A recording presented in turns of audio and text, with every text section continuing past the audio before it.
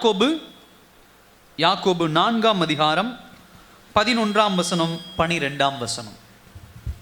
சகோதரரே, ஒருவருக்கொருவர் விரோதமாய் பேசாதிருங்கள். சகோதரனுக்கு விரோதமாய் பேசி தன் சகோதரனை குற்றப்படுத்துகிறவன் நியாயப்பிரமாணத்திற்கு விரோதமாய் பேசி நியாயப்பிரமாணத்தை குற்றப்படுத்துகிறான். நியாயப்பிரமாணத்தை குற்றப்படுத்துவாயானால் நீ நியாயப்பிரமாணத்தின்படி செய்கிறவனாய் இராமல் அதற்கு நியாயாதிபதியாய் இருப்பாய். நியாயப்பிரமாணத்தை கட்டளையிடுகிறவர் ஒருவரே, அவரை ரட்சிக்கவும் அழிக்கவும் வல்லவர். மற்றவனை குற்றப்படுத்துகிறதற்கு நீ யார்? கண்களை மூடி தேவன் நோக்கி பார்க்கலாம். அன்பின் பரலோக பிதாவே, இந்த நாளில் உடைய வார்த்தை எங்களோட பேசட்டும், உடைய வசனம் எங்களோட பேசட்டும். ஆவியானவர் வழி நடத்துங்க. இயேசுவின் நாமத்தில் ஜெபிக்கிறோம் நல்ல பிதாவே, ஆமென். ஹல்லேலூயா. போன வாரமும் இதே வசனத்தில் தான் நம்ம தியானித்தோம். மற்றவரை குற்றப்படுத்துகிறதுக்கு நீ யார் என்று சொல்லி நாம் என்ன பண்ணோம், தியானித்தோம். இப்போ அடுத்தது இதே வசனங்களில் இன்னொரு கோணத்திலும் இந்த வசனத்தை என்ன பண்ண முடியும், நம்ம பார்க்க முடியும்.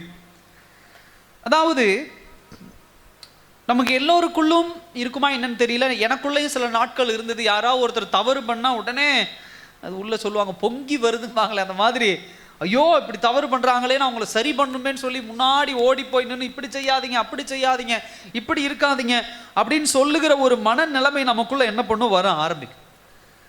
ஒரு விஷயம்.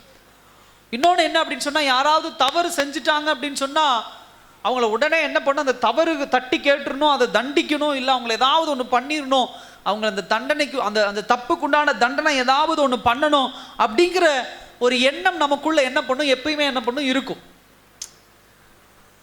ஆனால் நல்லா கவனிங்க என் சகோதர சகோதரியே, மற்றவரை குற்றப்படுத்துவதற்கும் மற்றவரை காயப்படுத்துவதற்கும் இல்லை மற்றவருடைய வாழ்க்கையில் தவறுகள் நடக்கும்போது இந்த மாதிரி நம்ம போய் செய்யறதுக்கும், இன்னொருவருடைய வாழ்க்கையிலே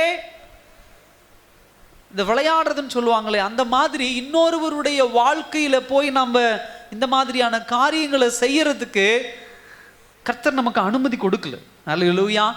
இப்போ பிள்ளைகளை நம்ம சொல்றோம், சின்ன பிள்ளைகளை தவறு பண்ணும்போது அவங்கள நெறிப்படுத்துறோம், வாலிப பிள்ளைகளை நெறிப்படுத்துறோம்.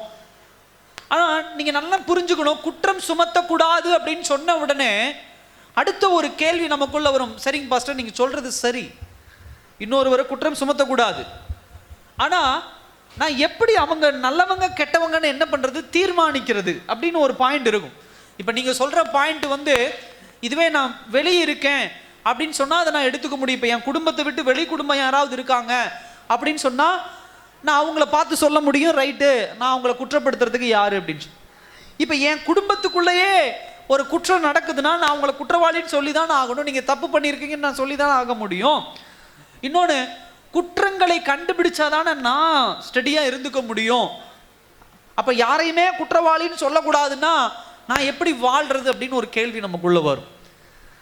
அதுக்கு தான் வேதாகமம் நமக்கு ஒரு மிகப்பெரிய வாசலை திறந்து வைத்திருக்கிறது, ஆவிக்குரிய பகுத்தறிவு. ஹல்லேலூயா.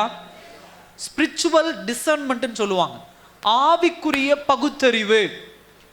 நல்லா கவனிங்க, இன்னைக்கு நம்ம தியானிக்கிறது அதுதான்.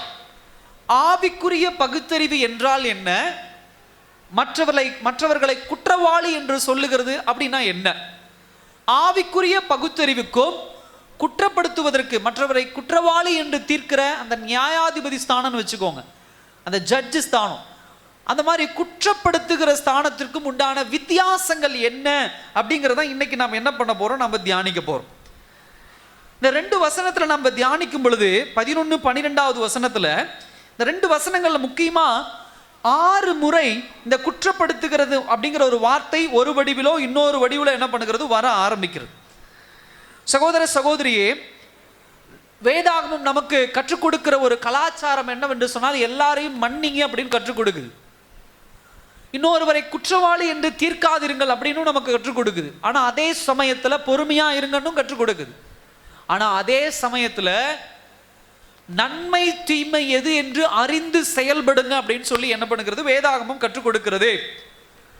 அப்ப நல்லா கவனிங்க, வேதாகமம் நன்மை தீமை அப்படின்னு நம்ம எப்படி அறிந்து கொள்வோம் அப்படின்னா, அங்க ஒரு ஜட்ஜ்மெண்ட் நடந்தாதான் நம்ம புரிஞ்சுக்க முடியும். நியாய தீர்ப்பு, ஒரு நியாயம் அப்படிங்கிறது, இது நல்லது இது கெட்டதுன்னு நம்ம எப்படி அதை பிரித்து பார்க்க முடியும் அப்படின்னா, அங்கே நீங்கள் ஒரு நியாயாதிபதியாக உட்காந்தானே ஆகணும். ஒரு 2 பொருளை உங்கள் கையில் கொடுக்குறாங்க, 2 பொருளை உங்க கையில கொடுக்கும் பொழுது இதுல எது நல்லது எது கெட்டதுன்னா அந்த இடத்துல நீங்க தான் என்ன பண்ணிட்டீங்க, அந்த 2 பொருளுக்கு உண்டான நியாயம் தீர்க்கிற ஒரு மனுஷன். அப்ப அந்த ஸ்தானத்தை நீங்க எடுத்தாதான், இல்ல இது நல்ல பொருள், இந்த பொருள் தரம் நல்லா இருக்கு, குவாலிட்டி நல்லா இருக்கு, இந்த பொருளுடைய தரம் சரியில்லை, இந்த பொருளுடைய குவாலிட்டி சரியில்லை அப்படின்னு நம்ம என்ன பண்ண முடியும், அதை நியாயம் தீர்க்க முடியும். அப்ப நல்லா கவனிக்க வேண்டிய விஷயம் என்ன அப்படின்னு சொன்னா, நியாயம் தீர்க்கக்கூடிய இடத்துலயும் கர்த்தர் நம்மை வைத்திருக்கிறார், நியாயம் தீர்க்க கூடாதுன்னு என்ன பண்றாரு ஆண்டவர் சொல்றார். அதுக்கு தான் ஒரு வார்த்தையை புதுசா கொடுத்திருக்கிறாரு, ஆவிக்குரிய ஸ்பிரிச்சுவல் டிசர்ன்மென்ட், ஆவிக்குரிய பகுத்தறிவு. இன்னைக்கு அதை தான் கொஞ்சம் ஆழமா நாம என்ன பண்ண போறோம், நம்ம தியானிக்க போகிறோம். அதாவது நாம் யாரையும் குற்றப்படுத்துவதற்கோ, யாரையும் குறை பேசுவதற்கோ, யாரையும் திட்டுவதற்கோ கர்த்தர் நம்ம என்ன பண்ணல, அனுமதிக்கல. ஆனா அதே சமயத்துல நம்மளுடைய வாழ்க்கையை பரிசுத்தமாய் வாழ வேண்டும் என்று சொன்னால் சில ஜட்ஜ்மெண்ட், சில நியாய தீர்ப்பை நாம் செய்தால்தான் ஒரு கட்டத்திலிருந்து இன்னொரு கட்டத்திற்கு நாம் நகர்ந்து போக முடியும். ஒரு பரிசுத்தம்ங்கிற ஒரு ஸ்டேஜில் இருந்து இன்னொரு ஸ்டேஜ், இன்னும் பரிசுத்தம், இன்னும் பரிசுத்தம், இன்னும் பரிசுத்தம். அப்ப ஒரு பாசிட்டிவ் பகுத்தறிவு நமக்குள்ள இருந்தாதான், ஒரு சரியான முறையிலே நல்ல முறையிலே பகுத்தறிவு திறன் இருந்தாதான் ஆவிக்குரிய வாழ்க்கையிலே நாம் முன்னேறுகிற பிள்ளைகளாக நாம் என்ன பண்ண முடியும், இருக்க முடியும். அது ரொம்ப ஆழமா நீங்க என்ன பண்ணும், புரிந்து கொள்ள வேண்டும். அப்ப இந்த டிசர்ன்மெண்ட்னா என்ன, ஆவிக்குரிய பகுத்தறிவு அப்படின்னு சொன்னால் நல்லா கவனிங்க, உலக ஞானத்தை வைத்து நீங்கள் குற்றவாளி நல்லவர்கள் என்று நியாயம் தீர்க்கிறீங்க அப்படின்னு சொன்னா அதை ஆண்டவர் வேண்டான்னு சொல்றார். அதே சமயத்துல தேவ ஞானமும் தேவனுடைய ஆவியும் தேவ வசனத்தை வைத்து பகுத்தறிவதற்கு பேரு தான், பகுத்தறிகிறதுக்கு பெயர் தான் ஆவிக்குரிய பகுத்தறிவு. ஹல்லேலூயா. தேவ பிள்ளைகளாகிய நாம் உலக ஞானத்தை வைத்து இது நல்லது கெட்டதுன்னு சொன்னா என்ன பண்ணிடுவோம், குப்பையில விழுந்துருவோம், குழியில விழுந்துருவோம். எந்த விஷயத்தையுமே இவங்க இவ்வளோ படிச்சிருக்காங்க, இவங்க சொல்றது நல்லதா இருக்கும்னு நம்பிட்டீங்கன்னா விழுந்துரும். இவங்க இவ்வளோ நல்லவங்களா இருக்கிறாங்க, பேச்சுல அவங்க பேசுறது அவ்வளோ நல்லா இருக்குது, இவங்க சொல்ற விஷயம் சரியா இருக்கும், விழுந்துரும். இன்னைக்கு அப்படிதான் ஊரெல்லாம் ஏமாத்திட்டு இருக்கிறாங்க. ஹல்லேலூயா. பணம் போடுங்க, அப்படி போடுங்க, இப்படி வட்டி தரேன், அப்படி வட்டி தரேன். அதில் நீங்க பார்த்தீங்கன்னா படிக்காதவர்களோட படிச்சவங்க தான் போய் விழுறாங்க. ஏன்னா அவங்க உலக ஞானம் அவங்க பார்க்குறாங்க, அவங்க தோரணை பார்க்குறாங்க, அவங்க நிறைய சர்டிஃபிகேட்லாம் காட்டுவாங்க. அந்த சர்டிஃபிகேட் உண்மையா போலியான ஆராய மாட்டா. பட் இந்த இது அப்ரூவல் நாங்கள் வாங்கி வச்சிருக்கோம், இந்த கம்பெனியில் நாங்கள் அப்ரூவல் வாங்கி வச்சிருக்கிறோம் அப்படின்னு சொன்ன உடனே என்ன பண்ணிடுது, விழுந்துருது. இந்த காலேஜ் படிக்கிற பிள்ளைகள் நான் எல்லாரும் விழுந்து போய் ஒவ்வொரு காலேஜில் சேர்றது விஷயம். போன உடனே போர்டு போட்டிருப்பாங்க, டிசிஎஸ் உடைய அக்ரிகேட்டட் காலேஜ் இது, டிசிஎஸ் வந்து இங்கே தான் இன்டர்வியூக்கு ஆள் எடுப்பாங்க, விப்ரோ இங்கே தான் ஆளுக்கு எடுப்பாங்க அப்படின்னு சொல்லி ஒரு பெரிய போர்டு வச்சுருப்பாங்க. நமக்கு அங்கே தெரியாது எத்தனை பேர் செலக்ட் ஆகி போனாங்க, எத்தனை பேர் வந்தாங்க, உண்மையாக அந்த கம்பெனி இங்கே இருக்குது அதெல்லாம் தெரியாது. பட் போர்டை பார்த்தோம்ப்பா. அப்புறம் இன்னொன்று என்ன பண்ணுவாங்க, பில்டிங் பயங்கர பில்டிங் ஃபோட்டோலாம் போட்டு வச்சுருவாங்க. கட்டிக்கிட்டு இருக்கோம் சார் பின்னாடி, பில்டிங் எந்திரிக்குது. நம்ம படிப்பை முடித்து வந்து நம்ம பிள்ளையை கொண்டு போய் அங்கே ஸ்கூல் சேர்த்துற வரைக்கும் ஒரு ஃப்ளோர் தான் இருக்கும். இந்த மாதிரி இதையெல்லாம் பார்த்து விழுந்து போகிறது படித்தவங்க தான் அதிகம் விழுந்து போகிறோம். ஏதோ ஒரு நம்பிக்கையில் போய் விழுந்து போகிறோம். ஆனா தேவ ஞானத்தை வைத்து பகுத்தறியும் பொழுது கர்த்தர் நமக்கு அழகா சொல்லி கொடுப்பார், இது சரி, இது தவறு, இது உண்மை, இது பொய் என்பதை அழகாக ஆண்டவர் என்ன பண்ணுவார், நமக்கு பகுத்தறிஞ்சு கொடுக்கிறவரா என்ன பண்ணுகிறார் இருக்கிறார். அல்லேலூயா. அப்ப முதல் பாயிண்ட் என்ன பார்க்க போறோம் அப்படின்னு சொன்னா, இந்த பகுத்தறிவு, ஆவிக்குரிய பகுத்தறிவு. வேத வசனத்திலே ஆவிக்குரிய பகுத்தறிவு மேன்மையாக பேசப்படுகிறது. ஆனால் அதே சமயத்திலே உலகபூர்வமான நியாய தீர்ப்பு என்பது, உலகபூர்வமாக ஒருவரை குற்றவாளி என்று சொல்லுவதை வேதாகமம் தவறு என்று என்ன பண்ணுகிறது, சொல்லுகிறது. சரிங்களா? இதுதான் ஃபர்ஸ்ட் பாயிண்ட். ஒரு வசனத்தை வாசிக்கலாம். நீதிமொழிகள் எடுத்துக்கொள்ளுங்க. நீதிமொழிகள் 2ஆம் அதிகாரம் 3வது வசனம் சொல்லுங்க. நீதிமொழிகள் 2ஆம் அதிகாரம் 3வது வசனம் வாசிங்களேன்.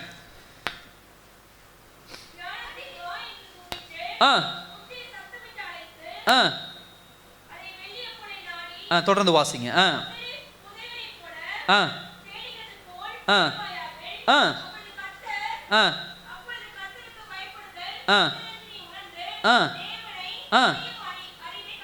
நல்லா கவனிங்க. இந்த வசனத்துல ஞானத்தை வா என்று கூப்பிட்டு அப்படின்னு சொல்லப்படுது. இதுல தமிழ்ல ஞானம் என்று சொல்லி பேசப்படுகிறது, ஆங்கிலத்தில் டிசர்னிங் அப்படின்னு சொல்லப்படுது. டிசர்னிங்னா பகுத்தறியறது, ஆவியில பகுத்தறியக்கூடிய ஒரு வார்த்தை. இந்த பகுத்து அறிகிற அறிவு, நல்லா கவனிங்க, சொல்ல அந்த வார்த்தை பாருங்க. பகுத்து அறிகிற அறிவை வா என்று கூப்பிட்டு, புத்தியை சத்தமிட்டு அழைத்து, அதை வெள்ளியை போல நாடி புதையல்களை போல தேடுகிறது போல் தேடுவாயாகள். அப்பொழுது கர்த்தருக்கு பயப்படுதல் இன்னதென்று நீ உணர்ந்து தேவனை அறியும் அறிவை கண்டடைவாய். பகுத்தறிவு தேவனை அறியும் அறிவு. நல்லா கவனிங்க, தேவனை அறியும் அறிவு தான் இந்த உலகத்துல என்னது? பகுத்தறிவு. உலகத்துல இன்னொரு பகுத்தறிவு உண்டு, சமூக நீதிக்கு எதிராக அப்படின்னு சொல்லி அது ஒரு கேட்டகரி உண்டு. நம்ம இந்த பெரியாருடைய கோட்பாடுகள், அண்ணாவினுடைய கோட்பாடுகள் உண்டு. நான் அதை பேசல, நல்லா கவனிங்க, நான் அதை பேசல. அது சரியா தப்பா, இது சரி, அதெல்லாம் நான் பைபிள்ல தான் நிற்கிறோம். அதனால பைபிள் சொல்லிக் கொடுக்கிற வார்த்தை என்ன அப்படி, வேத வசனம் சொல்லிக் கொடுக்கிற வார்த்தை என்ன அப்படின்னா, தேவனை அறியும் அறிவு தான் தேவ பிள்ளைகளாகிய நீங்களும் நானும் இந்த உலகத்திலே வாழ்வதற்கு உண்டான ஆவிக்குரிய பகுத்தறிவை கொண்ட பிள்ளைகளா என்ன பண்ணுகிறோம், இருக்கிறோம். தேவனுக்கு பயப்படுகிற பயம், தேவன் மேல் இருக்கக்கூடிய பக்தி. இவர் சொல்றாரு, சாலமோன் இந்த வசனத்துல எப்படி சொல்றாரு, வெள்ளியை போல நாடி புதையல்களை தேடுகிறது போல என்ன பண்ணணும், தேடணும். தேவனுக்குண்டான பக்தி கொடுக்கிறதுல, தேவ வசனத்தை அறிந்து கொள்ளுகிறதுல, தேவ சித்தத்தை அறிந்து கொள்ளுறதுல நம்முடைய வேகம் எப்படி இருக்கணும் அப்படின்னு சொன்னா, புதையலை தேடுகிறது போல. சங்கி போவோமா எங்கேயாவது, அதாவது உடஞ்சி சோர்ந்து போவோமா? இங்கிருந்து ஒரு 10 அடியில புதையல் இருக்குன்னு சொல்லிடுறாங்க. நம்ம ஒரு 50 பேர் இங்கே உட்காந்துருக்கோம்னு வச்சுக்கோங்களேன். 50 பேருக்கு இந்த பாயிண்ட் தெரியும், இந்த ஸ்கொயர் ஃபீட்ல தான் இங்கேயோ இருக்கு புதையல் அப்படின்னு. தேட ஆரம்பிக்கிறோம். ஞாயிற்றுக்கிழமை காலையில் இந்த நேரத்தில் 10 மணிக்கு ஸ்டார்ட் பண்ணுறோன்னு வச்சுக்கோங்க. புதையல் இருக்குங்கிறது கன்ஃபார்ம் ஆயிடுச்சு. நம்ம 50 பேர்த்துல யாராவது சோர்ந்து போவோமா? ஸோ எனக்கு கிடைச்சிட்டேன், அவங்களுக்கு கிடைச்சிடக்கூடாது, இவங்களுக்கு கிடைச்சிடக்கூடாது. அந்த ஸ்பீடு, அந்த வேகம், வேக வேகமாக இருக்குன்னு 10 அடி 20 அடி 30 அடி டயர்டே ஆக மாட்டாங்க. அந்த டயர்டு எப்போ தெரியும், அந்த சோர்வு எப்போ தெரியும்னா, யாராவது ஒரு புதையல் எடுத்துட்டாவோ இல்லை நம்ம புதையல் எடுத்துட்டா தான் அப்பாடான்னு எடுத்ததுக்கு அப்புறம் தான் கைகாலெல்லாம் வலிக்க ஆரம்பிக்கும். அதே போலதான் தேவனை அறியும் அறிவு என்பது தேடிக்கிட்டே இருக்கணும், சோர்வு அடையக்கூடாது. இந்த உலகத்துல அப்பதான் ஆவிக்குரிய ஸ்பிரிச்சுவல் டிசர்ன்மென்ட், ஆவிக்குரிய பகுத்தறிவு கொண்ட பிள்ளைகளாக இருப்போம். இல்லை அப்படின்னு சொன்னா உலகப்பூர்வமாக நியாயம் தீர்க்கிற பிள்ளைகளா மாறிடுவோம். உலகப்பூர்வமாக நியாயம் தீர்க்கிற பிள்ளைகளா மாறிட்டோம்னு சொன்னா ஏமாந்துருவோம், விழுந்து போவோம், காணாம போயிடுவோம். ஆனா தேவனை அறிகிற அறிவு நமக்குள்ள என்ன கொடுக்கும்னா, கர்த்தரை அறிவது மாத்திரமல்ல, உலகத்தில் இருக்கக்கூடிய மனிதர்களையும் அறிந்து கொள்ளுகிற தாளந்தை, கிஃப்ட, பரிசு நமக்கு ஆண்டவர் கொடுக்கிறவராக இருக்கிறார். அல்லேலூயா. சோ தேவ பிள்ளைகளாகிய நாம் எப்பயுமே மனிதனை ஆராய்வதை விட, உலகத்தை ஆராய்வதை விட, கர்த்தருக்கு பயப்படுகிறதை ஆராயணும், தேவ சத்தியத்தை ஆராயணும், தேவனை அறிகிற அறிவை ஆராயணும். ஆராயணும் சொன்னா உட்கார்ந்து படிக்கணும், தியானிக்கணும், அதன் பிரகாரம் நடக்கணும், பக்தி வைராக்கியத்தோடு இருக்கணும். நல்ல ஆண்டவரை அறிந்த பிள்ளைகள் ஒருபோதும் இந்த உலகத்துல ஏமாந்துட்டேன்னு ஒரு வார்த்தை சொல்லவே மாட்டாங்க. அல்லேலூயா, சொல்ல மாட்டாங்க. கர்த்தர் ஒருபோதும் அப்படி ஏமாற விடுகிறவர் அல்ல. ஆமாவா இல்லையா? யார் ஏமாற விடுவாரா? எல்லா விஷயத்திலும் சரி, தொழிலாகட்டும், வியாபாரமாகட்டும், இல்லை ஒரு பொருள் வாங்குறதாகட்டும், ஒரு பொருள் விற்கிறதாகட்டும், ஒருத்தரோடு நமக்கு இருக்கக்கூடிய உறவாகட்டும், கர்த்தர் விடமாட்டார். ஏன் கர்த்தர் நம்ம ஏன் அதில் ஏமாந்து போகிறோம் அப்படின்னு சொன்னால், கர்த்தரோடு இருக்கக்கூடிய உறவை துண்டித்து என்றைக்கு உலக உறவை எஸ்டாப்ளிஷ் பண்ணுறோமோ, விரிவாக்கம் செய்கிறோமோ, அங்கே தான் நம்ம விழுந்து போகிறோம். ஒரு இடம் வரும், கர்த்தர் முக்கியமா உலகம் முக்கியமா அப்படிங்கிற ஒரு ஸ்தானம் வரும் பொழுது, எனக்கு ஆண்டவர் வேண்டாம், இவங்க தான் முக்கியம்னு என்னைக்கு நம்ம ஒரு முடிவு எடுக்கிறோம் பார்த்தீங்களா, அங்கதான் விழுந்து போறோம், ஏமாந்து போறோம். அப்படி ஏமாந்து போனதுனால தான் பின் நாட்கள்ல அவங்களுடைய பதில் எப்படிப்பட்டதாக இருக்குது, நம்பி ஏமாந்துட்டேன், தெரியாம ஏமாந்துட்டேன், காட்டினதெல்லாம் உண்மையா இருந்தது, இப்ப எல்லாமே பொய்யா இருக்குது, முன்ன பேசினதெல்லாம் அவ்வளோ அன்பா பேசுனாங்க, இப்ப வெறுப்பா பேசுறாங்க, இப்படிப்பட்ட வார்த்தைகள் எல்லாம் பிறந்து வரும். கர்த்தருடைய பிள்ளைகள் ஏமாந்து போகிற பிள்ளைகள் அல்ல. வேத வசனத்தில் நம்ம வாசிக்கிறோம், எந்த தேவ பிள்ளையாவது ஏமாந்து போனாங்களா? வசனம் அப்படி ஏதாவது மென்ஷன் பண்ணியிருக்கா யாரையாவது குறித்து? ஏமாந்து போனான், யோபு ஏமாந்து போனான், ஆபிரகாம் ஏமாந்து போனான்? இல்லை. நல்லா கவனிங்க, விட்டு கொடுத்து போனான். லோத்து வந்து சொல்றான், எனக்கு இந்த இடம் தான் வேணும், சமவெளியா இருக்கு, நல்ல ஆசீர்வாதமா இருக்கு அப்படின்னு சொல்லி கண்ணு தெரியாம ஆபிரகாம் ஒன்றும் ஏமாந்து போய் சரி நீ வச்சுக்கோன்னு விடல, விட்டு கொடுத்தான். சரி நீ வச்சுக்கோ, நீ இந்த இடத்த வச்சுக்கோ அப்படின்னு என்ன பண்ண, விட்டு கொடுத்தான். வேதாகமம் பிரைஸ் பண்ணக்கூடிய விஷயம், மேன்மைப்படுத்தி பேசக்கூடிய விஷயம் தான் ஆவிக்குரிய பகுத்தறிவு. அந்த ஆவிக்குரிய பகுத்தறிவு என்பது தேவனை அறிகிற அறிவு. அது எப்படி தேடணும் அப்படின்னு சொன்னா, புதையலை போல தேடிக்கிட்டே இருக்கணும். புதையல் கிடைக்கிற வரைக்கும் நமக்குள்ள அந்த வேகம் குறையாது, அந்த ஸ்பீடு குறையாது. தேவ பிள்ளைகளாகி நீங்களும் நானும் வேத வசனத்தை அப்படி ஆராய்ச்சிக்கிட்டே இருக்கணும். மனுஷனுடைய இருதயம் அப்படியே நமக்கு அப்படியே ஒரு டிஸ்பிளே மாதிரி, அப்படியே ஒரு கண்ணாடி மாதிரி தெரியும். உங்ககிட்ட ஒருத்தன் வந்து பேசுறான்னா அவன் எப்படிப்பட்ட நோக்கத்தோடு வரான், என்ன கண்ணோட்டத்தோடு உங்ககிட்ட வந்து பேசுறான், இல்லை ஒரு யார் வந்து என்ன பேசினாலும் அவங்களை ஈஸியாக கண்டுபிடிச்சிடலாம். அது ஆணாகட்டும் பெண்ணாகட்டும், நண்பர்களாகட்டும் உறவினர்களாகட்டும், எல்லாருமே எந்த டிசீவிங் ஸ்பிரிட்டோடு அவங்க வராங்க, ஏமாற்றுகிற குணத்தோடு வராங்க என்பதை தெளிவாக என்ன பண்ணிடலாம், கண்டுபிடிச்சிடலாம். நல்லா கவனிங்க, தேவனை அறிகிற அறிவு, பகுத்தறிவு, ஆவிக்குரிய பகுத்தறிவை வேதவசனம் மேன்மைப்படுத்தி பேசுகிறது. அதே சமயத்தில் ஒரு வசனத்தை கூட வாசிங்க. மத்தேயு 7ஆம் அதிகாரம் 1ஆம் வசனத்தை வாசிங்களேன்.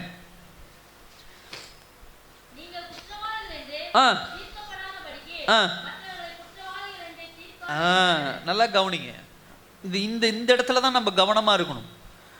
ஆண்டவர் என்ன சொல்றாரு, மற்றவர்களை குற்றவாளிகள் என்று தீர்க்காதீர்கள் என்ன சொல்றாரு. இந்த கான்டெக்ஸ்ட் என்ன அப்படின்னு சொன்னா, இஸ்ரவேல் ஜனங்கள் அவங்க என்ன பண்றாங்கன்னு சொன்னா, உலகபூர்வமான ஞானத்தை வச்சுட்டு இவன் மேல் ஜாதி, இவன் கீழ் ஜாதி, இவன் பணக்காரன், இவன் ஏழை, இவன் வந்து கருப்பா இருக்கான், இவன் வெள்ளையா இருக்கான், இவன் இப்படிப்பட்டவன் அப்படிப்பட்டவன், இவன் இங்க வாழ்றவன், இவன் அங்க வாழ்றவன் அப்படின்னு சொல்லி ஜனங்களை ஏதோ ஒரு அடிப்படையில் பிரித்து வைத்து இவர்கள் குற்றவாளிகள், இவர்கள் நல்லவர்கள் என்று நியாயம் தீர்த்து கொண்டிருக்கிற ஜனங்களுக்கு சொல்றாரு, நீங்க யாரையும் என்ன பண்ணாதீங்க, குற்றவாளிகள் என்று அறியாதீங்க. அதே சமயத்தில் நீயும் குற்றவாளி என்று சொல்லி ஆண்டவர் சொல்ல, ஆனா ஆண்டவருக்கு தெரியும். யோவான் 2ஆம் அதிகாரம் 24ஆம் வசனம் 25ஆம் வசனம் சொல்லுது, அப்படி இருந்தும் இயேசு எல்லோரையும் அறிந்திருந்தபடியால் அவர்களை நம்பி இணங்கவில்லை. நல்லா கவனிங்க, இந்த வார்த்தை ரொம்ப முக்கியம். எல்லோரையும் அறிந்திருந்தபடியால் அவர்களை நம்பி இணங்கவில்லை. இன்னைக்கு நமக்கெல்லாம் ஒரு தைரியம் சொல்லுவான், அவங்க ஏமாத்துறாங்கன்னு தெரியும் பாஸ்டர், தெரிஞ்சே நான் என்ன பண்ண, என்னதான் பண்ணிட முடியும்னு நான் பார்த்தேன், கொடுத்து பார்த்தேன், வாங்கி பார்த்தேன், அப்படிலாம் நம்ம என்ன பண்றது சொல்றது உண்டு. அவன் அழகா போர்டு போட்டு வச்சிருப்பான், ஏமாத்துறதுக்கு தான் நான் உட்கார்ந்து இருக்கிறேன் அப்படின்னு. இல்லை, நான் அவனை அப்படியே அப்படி பல்ட்டி அடிக்க வைக்கிறேன் பாரு, அவனை அப்படி பண்றேன் பாரு, இவனை பண்றேன் பாரு, அவனை எப்படி ஏமாத்துறேன் பாரு, அந்த அம்மாவை எப்படி ஏமாத்துறேன் பாரு அப்படி. நல்லா கவனிங்க, இவர் யாரு? இயேசு கிறிஸ்து யாரு? இயேசு கிறிஸ்து யாரு? என்ன ஒருத்தர் தான் சொல்றீங்க? இயேசு கிறிஸ்து யாரு? கடவுள், சர்வ வல்லமை உள்ளவர். அவர் நினைச்சா என்ன வேணா செய்ய முடியும். ஆனா அவரே என்ன சொல்றாரு இந்த இடத்துல, அவர்களை எல்லோரையும் அறிந்திருந்தபடியால் அவர்களை நம்பி இணங்கவில்லை. இவரை ஒருவேளை ஏமாத்துறதுக்கு முயற்சி பண்ணாலோ, இல்லை இவரை ஏமாத்தினாலோ, என்ன பண்ணாலும் இவருக்கு இருக்கக்கூடிய வல்லமையை வச்சு என்ன பண்ணிடலாம், ஏதாவது ஒன்று பண்ணி என்ன பண்ணிடலாம், அவங்கள என்ன பண்ணிடலாம், விளை செஞ்சிடலாம். ஆனா இவரே ஒரு பாயிண்ட் நமக்கு எடுத்து கொடுக்குறாரு. என்னன்னா, ஒருத்தனை நீங்க இப்படி ஒரு அறிவு உங்களுக்கு வந்துருச்சு, ஒரு பகுத்தறிவு வந்துருச்சு, அறிஞ்சிருக்கிறீங்க அப்படின்னு சொன்னா, உங்க திறமையும் உங்க வல்லமையும் காட்டக்கூடிய இடம் அது கிடையாது. ஹல்லேலூயா. அந்த இடத்தை விட்டு விலகிடணும். ஒருத்தவங்க பேசுகிற பேச்சு, அவங்களுடைய செயல்பாடுகள் உங்களை ஏமாத்துறதுக்கு தான் இருக்குது அப்படிங்கிற காரணம் தெரிஞ்சுதுன்னா நல்லா புரிஞ்சுக்கணும், அந்த இடத்தை விட்டு விலகிடணும், அந்த பொருளை வாங்கக்கூடாது. திடீர்னு பக்கத்து வீட்டில இருந்து பிரியாணி வருது, திடீர்னு பக்கத்து வீட்டில இருந்து சாம்பார் வருது, திடீர்னு பக்கத்து வீட்டில் முதல்ல கவனிக்கணும், எதுக்கு திடீர்னு சாப்பாடு வருது, பிரியாணி வருது, எதுக்கு திடீர்னு இப்படிப்பட்ட ஒரு உறவு திடீர்னு எஸ்டாப்ளிஷ் ஆகுது. அவங்க அழகா முதல்ல அதெல்லாம் அனுப்பிச்சு வச்சுட்டு பின்னாடி வருவாங்க. எனக்கு ஒரு 5 லட்சம் கடன் வாங்கி கொடுங்க, எனக்கு ஒரு 2 லட்சம் கடன் வாங்கி கொடுங்க, எனக்கு இதை கொடுங்க, எனக்கு அதை கொடுங்க. உஷாரா இருக்கணும். எதையுமே நம்ம பகுத்தறியறது அப்படின்னா நின்று நிதானிச்சு யோசிக்கணும். ஏன் இப்ப அவங்க கொடுக்குறாங்க, எதுக்கு இப்ப அவங்க கூப்பிடுறாங்க, எதுக்கு இப்ப எல்லா வீட்டையும் விட்டுட்டு நம்ம கூட அதிக உறவுல இருக்காங்க, ஏன் எதுக்கு என்பதை வேத வசனத்தின் பிரகாரம் ஆராயணும். அப்பதான் ஆண்டவர் வெளிப்படுத்துகிற விஷயம் புரியும். வாங்கி கொடுத்தா படப்படப்படன்னு சாப்பிட்றது, போய் உட்காந்து நியாயம் பேச ஆரம்பிச்சா 2 மணி நேரம் உட்காந்து பேசுறது. எதுக்கு பேசுறோம், என்னத்துக்கு பேசுறோம்னு தெரியல, ஏன் வந்தாங்க, ஏன் போறாங்க, என் வீட்டில் என்ன பார்க்குறாங்க, நம்மளே என்ன பண்ணுவோம், குட்டிக்காரன் அடித்து மேலே தொங்கி கீழே தொங்கி ஒரு 1/2 பவுன் நகையை செஞ்சு வச்சுருப்போம். எதிர்காலத்துக்கு தேவை, அவ்வளோ கஷ்டப்பட்டு அந்த 1/2 பவுன் நகையை அதை அந்த அம்மா கிட்ட அழகாக அந்த அம்மா பேசி இங்கே இருக்குது அங்கே இருக்குதுன்னு காமிச்சு ஒன்று திருடிட்டு போயிடும். இல்லைன்னா அதை பேசி அதை வாங்கி கொண்டு போய் என்ன பண்ணிடும், அடமானம் வச்சுட்டு போயிடும், இல்லை வித்துட்டு போயிடும். தேவையா இது? இன்னைக்கு நிறைய குடும்பங்கள் அதுதான் இன்னைக்கு செதஞ்சு கிடக்குது. சொந்த குடும்பத்துக்கு செஞ்சவனை காட்டிலும் மற்றவனுக்கு செஞ்சு தான் உட்காந்து கிடக்குறான். இன்னைக்கு ஒருத்தர் பேக் மாட்டிட்டு போறாரு, நான் ஒரு இதில் பார்த்தேன் வீடியோ. அவனை போய் என்ன பண்ணுறாங்க, ஒரு ப்ராங்க் பண்ணுறாங்க. ப்ராங்க்னா அவன்கிட்ட போய் சின்ன காமெடி பண்ணுறாங்க. அவனுக்கு அது வரவே இல்லை. அவன்கிட்ட ஒரு சின்ன ஒரு கையெழுத்து வாங்கிட்டு நீ எனக்கு 2 லட்சம் பணம் தரணும்டா அப்படிங்கிறாங்க. இல்லை 2 லட்சமே 2000 5000 பணம் தரணும்னு சொல்கிறாங்க. அப்படி சொன்ன உடனே அவன் உட்காந்துடுறான். உட்காந்து நீங்களுமா என்னை ஏமாத்துறீங்க அப்படிங்கிறான். அப்புறம் என்னடான்னு அவங்ககிட்ட விசாரிச்சா ஒரு நண்பனுக்காக 10 லட்ச ரூபா கடன் வாங்கி கொடுத்து அவன் ஓடி போயிட்டான். இன்னைக்கு நான் 10 லட்சத்துக்கு வட்டி கட்டுற அந்த பணத்தை நான் கட்டிக்கிட்டு இருக்கேன், ஏமாத்திட்டு போயிட்டான்னு சொல்லி அழுக ஆரம்பிக்கலாம். அவ்வளோ பெரிய ஆள் அவன். 10 லட்ச ரூபாய் ஏமாந்துட்டான். நண்பன்கிற ஒரு போர்வையில வீட்டுக்குள்ள வந்தான், நல்லா பழகுனான், நல்லா இருந்தவன் எங்க போயிடுவான் நம்மளை விட்டுன்னு சொல்லி ஒரு தொழில் தொடங்குறேன்னா நீ தாண்டா உதவி பண்ணணும், நானும் என் தெரிஞ்ச இடத்தெல்லாம் கடனை வாங்கி கொடுத்தானே ஏமாத்திட்டு போயிட்டான் சார், இப்போ நீங்களும் என்னை ஏமாத்துறீங்க அப்படின்னு சொல்லி சொன்ன உடனே அது பேச வந்தவனுங்களே ஒரு மாதிரி ஆயிட்டானுங்க. கவனமா இருங்க, எச்சரிக்கை என்ன பண்ணும் இருக்கணும். ஆண்டவர் பாருங்க, எனக்கு ரொம்ப பிடிச்சிருந்த வாசம், மனுஷர் உள்ளிருப்பதை அவர் அறிந்திருந்தபடியால் மனுஷரை குறித்து ஒருவரும் அவருக்கு சாட்சி கொடுக்க வேண்டியதா இருக்கவில்லை. அல்லேலூயா. இந்த வசனம் நமக்கும் பொருந்தும். வேத வசனம் மனுஷன் யாரு எப்படிப்பட்டவன் என்பதை எல்லாம் விளக்கமா சொல்லியிருக்குது. ஐயோ என் கணவர் இப்படி பண்ணுவார்னு தெரியலீங்க, ஐயோ என் மனைவி இப்படி பண்ணுவான்னு தெரியல, என் பிள்ளைய அவ்வளோ ஆசையா வளர்த்தினேன், இப்போ என் பிள்ளை இப்படி பண்ணுன்னு தெரியல. தயவு செய்து அப்படி சொல்லாதீங்க. வசனம் அழகா சொல்லி கொடுத்துருக்குது எல்லாமே. மனுஷன்னா அப்படிதான் இருப்பான். விழுந்து போன மனுஷன் எந்த நேரத்தில் தடமாறுவான்னு தெரியாது, எந்த நேரத்தில் ஏமாத்துவாங்கன்னு தெரியாது. நம்ம எல்லோருக்கும் எல்லா விஷயத்துக்கும் தயாரா இருக்கணும். தயாரா இருக்கணும்னு என்ன பாஸ்டர் ஏமாந்து போறதான? அப்படி இல்லை. கர்த்தரிடத்திலிருந்து நல்ல பலனை பெற்று அதை சந்திக்கிற திராணி உள்ளவர்களா இருக்கணும். அல்லேலூயா. சொன்ன உடனே போய் மூலையில் உட்காந்து அழுகிறது, இல்லைன்னா தூக்கு மாட்டிக்கிறதுனா ரயில்வே ஸ்டேஷன்ல போய் படுத்துக்கிறது, அதெல்லாம் இல்லை. தேவ பிள்ளைகளாக நம்ம கணவர் கைவிட்டாரா, மனைவி கைவிட்டாங்களா, பிள்ளைங்க கைவிட்டாங்களா, சொந்தக்காரங்க கைவிட்டாங்களா, போ அவ்வளோதான், போய்க்கும். நான் எனக்கு சம்பாதிக்க ஆண்டவர் பலன் கொடுத்துருக்கிறா, நான் சம்பாரிச்சு நான் சாப்பிட்டுக்கிறேன், என் பிள்ளைகளை எனக்கு வளர்க்க தெரியும், நான் பார்த்துக்கிறேன். இந்த தைரியம் இந்த பலன் கர்த்தர் கொடுத்தாதான் வரும். வசனம் அதை தான் நம்ம கற்றுக் கொடுக்குது. அவர் அவ்வளோ அழகா இருக்கிறார். ஸோ நீங்க என்ன பண்ணணும் அப்படின்னு சொன்னா, நியாயம் தீர்ப்பது தவறான விஷயம், குற்றவாளி என்று சொல்லி. ஆனால் உலகப்பூர்வமா தயவு செய்து நியாயம் தீர்க்காதீங்க, மாட்டிப்பீங்க. ஒருத்தர் வராங்க அப்படின்னு சொன்னா தேவ சமூகத்துல உட்கார்ந்து புதையலை போல நம்ம என்ன பண்ணோம், அவரை தேடுகிற பிள்ளைகளா என்ன பண்ணணும் இருக்கணும். ஆவிக்குரிய எப்பயுமே ஒரு மனுஷனை குறித்து ஆராய்வதை காட்டிலும் தேவ சித்தத்தின் பின்னாடி ஓட ஆரம்பிங்க. எவனும் உங்க குறுக்கால வந்து என்ன பண்ண முடியாது. சத்தமா அல்லே சொல்லுங்க. தடுக்க முடியுமா என்ன? நல்லா கவனிங்க. யோசேப்புடைய வாழ்க்கை தான் கற்றுக் கொடுக்குது. யோசேப்புக்கு கர்த்தர் கொடுத்த சித்தம் என்ன அப்படின்னு சொன்னா, நீ ராஜாவாக போற, உண்மையா அதுல ஓடுறா அப்படிங்கிறாரு. இவன் தேவ சித்தத்துல ஓடும் பொழுது அவனுடைய சகோதரர்கள் குறுக்க வராங்க, தட்டி போட்டு போயிடுறான். போத்திபாருடைய மனைவி குறுக்க வராங்க, தட்டி போட்டு போயிடுறான். அதே போல இன்னொரு இடத்துல சிறைச்சாலையில் 2-3 பேர் குறுக்க வராங்க, தட்டி போட்டு போயிடறான். தேவ சித்தத்துல ஓடும்போது அவன் சுதந்திரிக்க வேண்டியதை சுதந்திரிச்சிடறான்.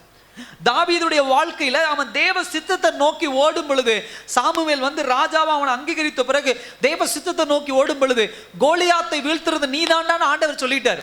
இதுதான் தேவ சித்தம். இப்ப போகும்போது அவனுடைய சகோதரர்கள் வராங்க, அவனுடைய உறவுக்காரர்கள் வராங்க, ஒரு பெரிய ராணுவம் வந்து நிக்குது, எல்லோரும் கேலியும் கிண்டல் பண்றாங்க. இது எல்லாவற்றையும் அவன் பெரிதாக எடுத்துக்கொள்ளவில்லை.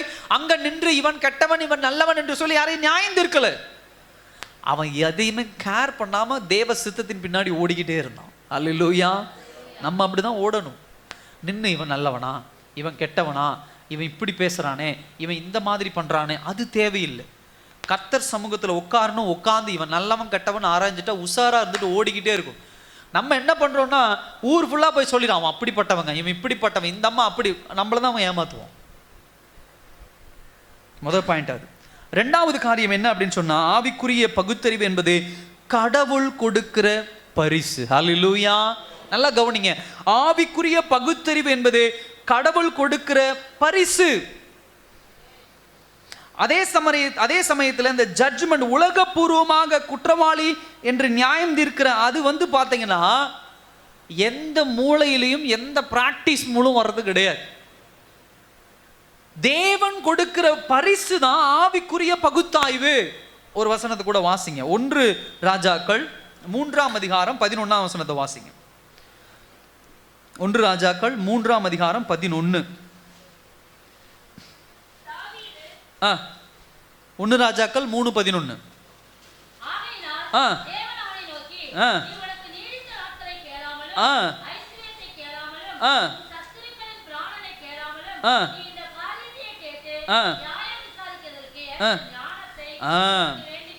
நியாயம் விசாரிக்கிறதுக்கு ஏற்ற ஞானம், தமிழ்ல ஞானம்னு மென்ஷன் பண்ணிருக்கு, ஆங்கிலத்துல டிசர்ன்மெண்ட். நம்ம சொன்ன ஆவிக்குரிய பகுத்தறிவு, நியாயம் விசாரிக்கிறதுக்கு உண்டான பகுத்தறிவை கேட்டதுனால, அப்ப சாலமோனுடைய ஞானம் எப்படி அளவிடப்படுகுதுன்னு சொன்னா அந்த இன்சிடென்ட் உங்களுக்கு தெரியும்னு நினைக்கிறேன்.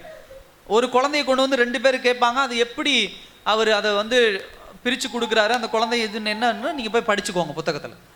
அந்த நியாயம் விசாரிக்கிறது அவர் கொடுக்கக்கூடிய தாளந்து பரிசு என்பது கர்த்தரிடத்திலிருந்து வந்தது, தேவனிடத்திலிருந்து வந்தது.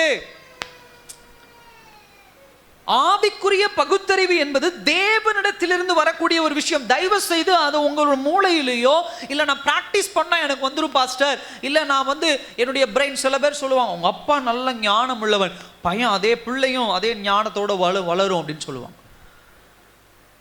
அவங்க குடும்பமே பெரிய படிச்சவங்கப்பா, குழந்தைய என்ன பண்ணாங்க, எல்லா குடும்பத்தாலும் சம்பாரிச்சதெல்லாம் இது கொண்டு வித்துட்டு வந்துடும். நிறைய பேர் அப்படித்தானே சொல்றாங்க. அதுக்கு ஒரு பழமொழி சொல்லுவாங்க, 3வது சந்ததி 4வது சந்ததி வந்துட்டா எல்லாமே இழந்து மீட்டு எடுப்பாங்க அப்படிம்பாங்க. உலகத்துல எல்லா டயலாக் அடிப்பாங்க.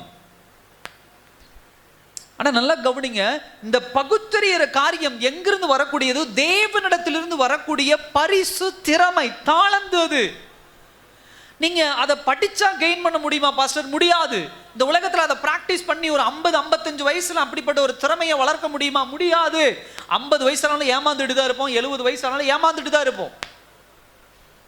ஒரு சின்ன பையனா இருந்த யோசேப்பு ஜெயிக்கிறான், முதிர் வயதுல இருந்த ஈசாக்கு ஏமாந்து போறான். எப்படி ஏமாந்து போறான்? தான் பெற்ற பிள்ளைகள்ல எது ஏசா எது யாக்கோபுன்னு தெரியாம ஏமாந்து போறான். அப்ப அதுக்கு என்ன முக்கியமான விஷயம் அப்படின்னு சொன்னா தேவனிடத்திலிருந்து பெற முடியும். சாலமோன் அழகா கேட்கிறான், அவனுடைய ஸ்தானத்துக்கு என்ன தேவைன்னு கேட்கிறான். நியாயம் விசாரிக்கிறதுக்கு ஏற்ற பகுத்தறிவு. ஆண்டவர்கிட்ட நம்ம குற்றப்படுத்த கூடாது யாரையும், தயவு செய்து நம்ம குற்றப்படுத்த கூடாது. குற்றப்படுத்துறது அப்படின்னு சொன்னா, நீங்க வேக வேகமா போயிட்டு இருக்கிறீங்க, இந்த பக்கம் ஒரு ஆள் போறான்னு நின்று வேடிக்கை பார்க்குற மாதிரி நின்று இவன் நல்லவன், இவன் கெட்டவன், அவன் ரொம்ப நல்லவன், அவன் திறமையானவன், அவன் படிச்சவன், அப்படி சொல்லிட்டு இருக்க கூடாது. நம்ம வழியில நம்ம ஓடிக்கிட்டே இருக்கணும். நமக்கு குறுக்க யார் வராங்களோ அங்கதான் பகுத்தறிவு பண்ணணும். அல்லேலூயா. பகுத்தறிவு என்பது ஊர் உலகத்துல போய் நீங்க தயவு செய்து பண்ணிட்டு இருக்காதீங்க. தேவ பிள்ளைகள் நமக்கு அது வேலை இல்லை. நான் ஏற்கனவே ஃபர்ஸ்ட் பாயிண்ட் அதான் சொன்னேன். நமக்கு அந்த மாதிரி ஒரு வேலை தான். அடுத்த வீட்டில் என்ன நடக்குது, அடுத்த குடும்பத்தில் என்ன நடக்குது, அடுத்த தெருவில் நடக்குது, அவன் எப்படி, அது தேவையில்லை. நான் ஓடிட்டு இருக்கேன். ஏன் குறுக்களை ஒருத்தன் வரான், ஏன் குறுக்களை ஒரு அம்மா வராங்க, ஒரு ஐயா வராங்க, ஒரு குடும்பம் வருது. அவங்க எனக்கு நல்லவங்களா கெட்டவங்களா? அவங்க எனக்கு எப்படி நல்லவங்க கெட்டவனா, நான் போற பாதை ஆவிக்குரிய பாதை, ஸ்பிரிச்சுவலான வாழ்க்கை, ஆவிக்குரிய வாழ்க்கை. நான் தேவ சித்தத்துக்கு ஓடிக்கிட்டு இருக்கேன். அப்ப தேவ சித்தத்திற்கு இவர்கள் இடைஞ்சலாக வருகிறார்களா அப்படிங்கிறத பகுத்தறிகிறது யாருக்கிட்ட இருந்து அந்த தாளத்தை பெறணும்? தேவன்கிட்ட இருந்தா பெறணும். ஏன்னா எந்த மனுஷனுடைய இருதயத்தையும் ரகசியத்தையும் கர்த்தருக்கு முன்னாக என்ன பண்ண முடியாது? மறைக்க முடியாது. அல்லேலூயா. நீங்களும் நானும் இந்த உலகத்துக்கே ரகசியத்தை மறைச்சிடலாம், ஆனா யார்கிட்ட மறைக்க முடியாது? தேவனிடத்துல மறைக்க முடியாது. இப்ப பாஸ்டர் நான் ஏமாந்து போறேன் பாஸ்டர் அப்படின்னு சொன்னா, நீங்க பண்ண வேண்டிய ஒரே ஒரு காரியம், எப்படி சாலமோன் தேவ சமூகத்துல அந்த நியாயம் விசாரிக்கிற பகுத்தறிவை உட்கார்ந்து கேட்டு பெற்று கொண்டானோ, அதே போல தேவ சமூகத்துல உட்கார்ந்து கேட்டு பெறணும். நான் இருதயத்துக்குள்ள போறேன், நான் சைக்கலாஜிக்கலா மனத்தத்துவம் நான் படிக்கிறேன், இல்ல அவங்க பின்புலங்களை விசாரிக்கிறேன், அவங்க குடும்பத்தை நான் விசாரிச்சு தேவையில்லை. விசாரிச்சு கடன் கொடுத்தவங்க எத்தனையோ பேர் கடன் வாங்க அலைஞ்சிட்டு கிடக்குறாங்க இன்னைக்கு இந்த உலகத்துல. நமக்கு அது தேவையில்லை. நான் போற வழிதான் எனக்கு முக்கியம். அதுல யார் குறுக்க வராங்களோ அவங்க எப்படிப்பட்டவங்க, இவங்க எனக்கு இடைஞ்சல்னா உடனே அந்த இடத்துல கழட்டி விட்டு ஓடிக்கிட்டே இருக்கும், தேவையில்லை. யோசேப்பு போத்திபாருடைய மனைவி இடைஞ்சலா வந்தாங்க, கழட்டி விட்டு அவர் ஓடிக்கிட்டே இருந்தார். இன்னைக்கு தேவ பிள்ளைகள் நம்ம ஏன் எல்லா இடங்களையும் ஸ்ட்ரக் ஆகி நிற்கிறோம்னா, தேவையில்லாத நம்முடைய பாதையில் இப்படிப்பட்ட ஆட்கள் வரும்போது வாங்க வீட்டில் உட்காருங்க, சேரை போட்டு உட்கார வச்சு அவங்களோட பேச்சுவார்த்தை நடத்தி அவங்களோட பழக்கமாகி அப்புறம் அவன் ஏமாத்திட்டு போனதுக்கப்புறம் மறுபடியும் உட்காந்து அழுது எந்திரிச்சு ஓடுறதுக்குள்ள வயசாயிடும். எதையாவது ஒன்று இழந்துடுறோம். நல்லா கவனிங்க, வாழ்க்கையில் ஒரு காரியத்தை இழந்துட்டோம்னா ஃபர்ஸ்ட் ஆஃப் ஆல் அதை ரொம்ப சீக்கிரம் மீட்டெடுக்க முடியாது. மீட்டெடுக்கிறதுக்கு நம்ம வயசு ஒத்துக்காது. ஒரு வாழ்க்கை இழந்துட்டோம்னா அதை திரும்ப மீட்டெடுக்கிறதுக்கு நம்முடைய சரீரம் ஒத்துக்காது, காலம் ஒத்துக்காது. இதையெல்லாம் தாண்டி மேலே வரத்துக்கு ரொம்ப வருஷம் ஆயிடும். ரொம்ப கவனமா எச்சரிக்கையா இருக்கணும். வாலிப பிள்ளைகள் ஆகட்டும், வாலிப பசங்கள் ஆகட்டும், சிறு பிள்ளைகள் ஆகட்டும், திருமணமானவர்கள் எல்லாரும் சொல்றேன், எல்லாருக்கும் ஏதோ ஒரு இடத்துல வித்தியாசமான இடைஞ்சல்கள் வரும். சிறு பிள்ளைகளுக்கு படிப்புக்கு உண்டான இடைஞ்சல் வரும், வாலிப பிள்ளைகளுக்கு தன்னுடைய எதிர்கால வாழ்க்கைக்கு உண்டான இடைஞ்சல்கள் வரும். திருமணமானவர்கள் அந்த காலகட்டத்தில் தேவையில்லாத சகவாசங்கள் உள்ள வரும். வியாபாரத்தில் சம்பந்தம் இல்லாத இந்த மாதிரியான காரியங்கள் என்ன பண்ணும், உள்ள வரும். வட்டிக்கு வாங்கலாம், அப்படி வாங்கலாம், இதெல்லாம் தேவையில்லாத வேலை. ஒருத்தன் வந்து சேரை போட்டு உட்காந்து சொல்லிட்டு இருப்பான், இதை செய் அதை செய். நான் தேவ சித்தத்தின் பிரகாரம் போயிட்டு இருக்கிறேன்னா கர்த்தர் என்ன உயர்த்துவார், கர்த்தர் எனக்கு உண்டான எதிர்கால வாழ்க்கையை தேவன் வைத்திருப்பார். ஆண்டவருடைய சமூகத்தில் அதை ஒப்பு கொடுங்க. அது இன்னொரு வசனம் அழகா சொல்லப்பட்டிருக்கு, ஒரு கூட எடுத்து வாசிங்க. எபிரேயர் 5:14 எடுங்க. எபிரேயர் 5:14.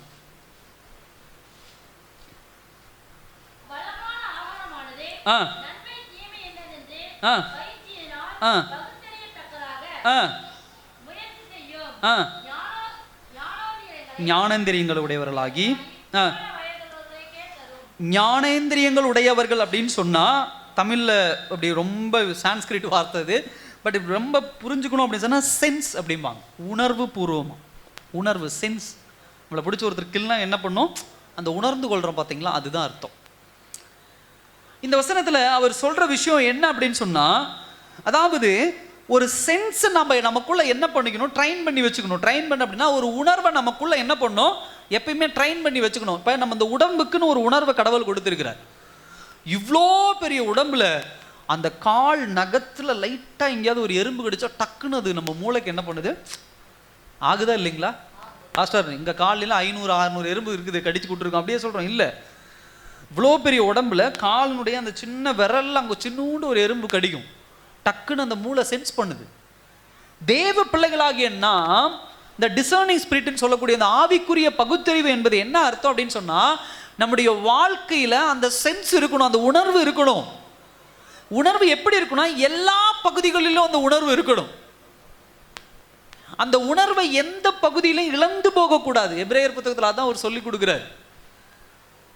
குடும்ப வாழ்க்கையா இருக்கலாம், அதே போல வேலை செய்யற இடமா இருக்கலாம், எல்லாம். ஏன்னா வாழ்க்கையில பல கோணங்களை நம்ம சந்திக்கிறோம். பல கோணங்களை நாம் சந்திக்கிறதுனால பாஸ்டர் இதுல கவனமா இருந்தா இதுல இழந்துட்டேன், இதுல கவனமா இருந்தா இதுல இழந்துட்டேன், அதுல கவனமா இருந்தா இதுல, அப்படி சொல்லவே கூடாது. தேவ பிள்ளைகள் எல்லா இடத்திலும் சென்ஸ் உள்ளவர்களாக இருக்கணும். எல்லா இடத்திலும் நம்ம எப்படிப்பட்டவர்களாக இருக்கணும், உணர்வு பூர்வ உள்ளவர்களாக என்ன பண்ண வேண்டும், இருக்க வேண்டும். அந்த உணர்வு நமக்குள்ள தெளிவா என்ன பண்ண வேண்டும், இருக்க வேண்டும். அதுல இன்னொரு வார்த்தை அவர் சொல்றார். என்ன சொல்றாருன்னா, நன்மை தீமை இன்னதென்று பயிற்சியினால் அப்படிங்கிறது சொல்றார். நல்லா கவனிங்க, கடவுள் நாம பிறக்கும் பொழுது நமக்கு ஒரு அறிவை வச்சிருக்கிறார். அதே போல நம்ம வளரும் பொழுது தாய் தகப்பன் மூலமாக சில அறிவுகளை நாம் பெற்றுக்கொள்ளுகிறோம். அதுக்கப்புறம் ஸ்கூல் போகும்போது அங்கிருந்து சில அறிவுகளை பெற்று போறோம். அதுக்கப்புறம் காலேஜ் போகும்போது அங்கிருந்து சில அறிவுகளை பெற்றுக்கொள்றோம். அப்ப ஒவ்வொரு இடத்திலும் சில அறிவுகளை, ஞானத்தை, அது ஞானம் சொல்றதை விட அறிவை நாம் என்ன பண்றோம், பெற்றுக்கொண்டு தான் வரோம். ஆனா அந்த அறிவோட சேர்த்து ஆவிக்குரிய பகுத்தறிவு மேன்மையாக நிற்கும் பொழுதுதான் நீங்க எல்லா பக்கமும் உணர்வுள்ளவர்களாக என்ன பண்ண முடியும், இருக்க முடியும். அந்த நன்மை தீமை அறியச்சக்க அந்த உணர்வு நமக்குள்ள என்ன பண்ணும், வளர்த்து கொள்ளுகிற பிள்ளைகளாக நாம் என்ன பண்ண வேண்டும், இருக்க வேண்டும். எல்லா பகுதிகளிலும் கவனமா இருக்கணும். நம்ம மற்றவர்களை நியாயம் தீர்த்து கொண்டே நம்முடைய வாழ்க்கையில ஏதோ ஒரு பகுதியை கோட்டையை விட்டுறோம். ஏதோ ஒரு இடத்துல கொண்ட பாஸ்டர் நான் இந்த விஷயத்துல ஸ்ட்ராங் அப்படிம்பாங்க. அப்புறம் பார்த்தா ஏதோ ஒரு விஷயத்துல விழுந்து போய் கிடப்பான். நான் பாஸ்டர் இந்த விஷயத்துல நான் ஸ்ட்ராங்கு, இந்த விஷயத்துல நான் என்ன பண்றேன், இழந்து போறேன் அப்படி. பெருமை முதல்ல உடைக்கணும். அதனாலதான் யாக்கோபு சொல்றாரு, பெருமை என்ன பண்ணக்கூடாது.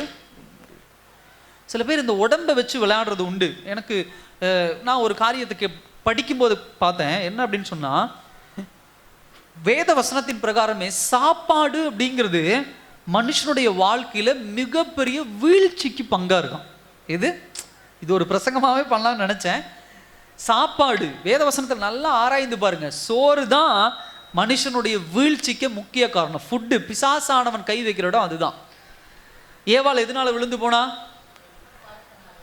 பழம் சாப்பிட்டதுனால விழுந்து போனான். அதே போல ஏசா யாக்கோபு, ஏசா எதில் விழுந்து போனா? சாப்பாடு, பசி நேரத்தில் என்ன பண்ணா, சாப்பாடுனால என்ன பண்ணா விழுந்து போனான். ஈசாக்கு சாப்பாடுனால ஈசாக்கு விழுந்து போனா.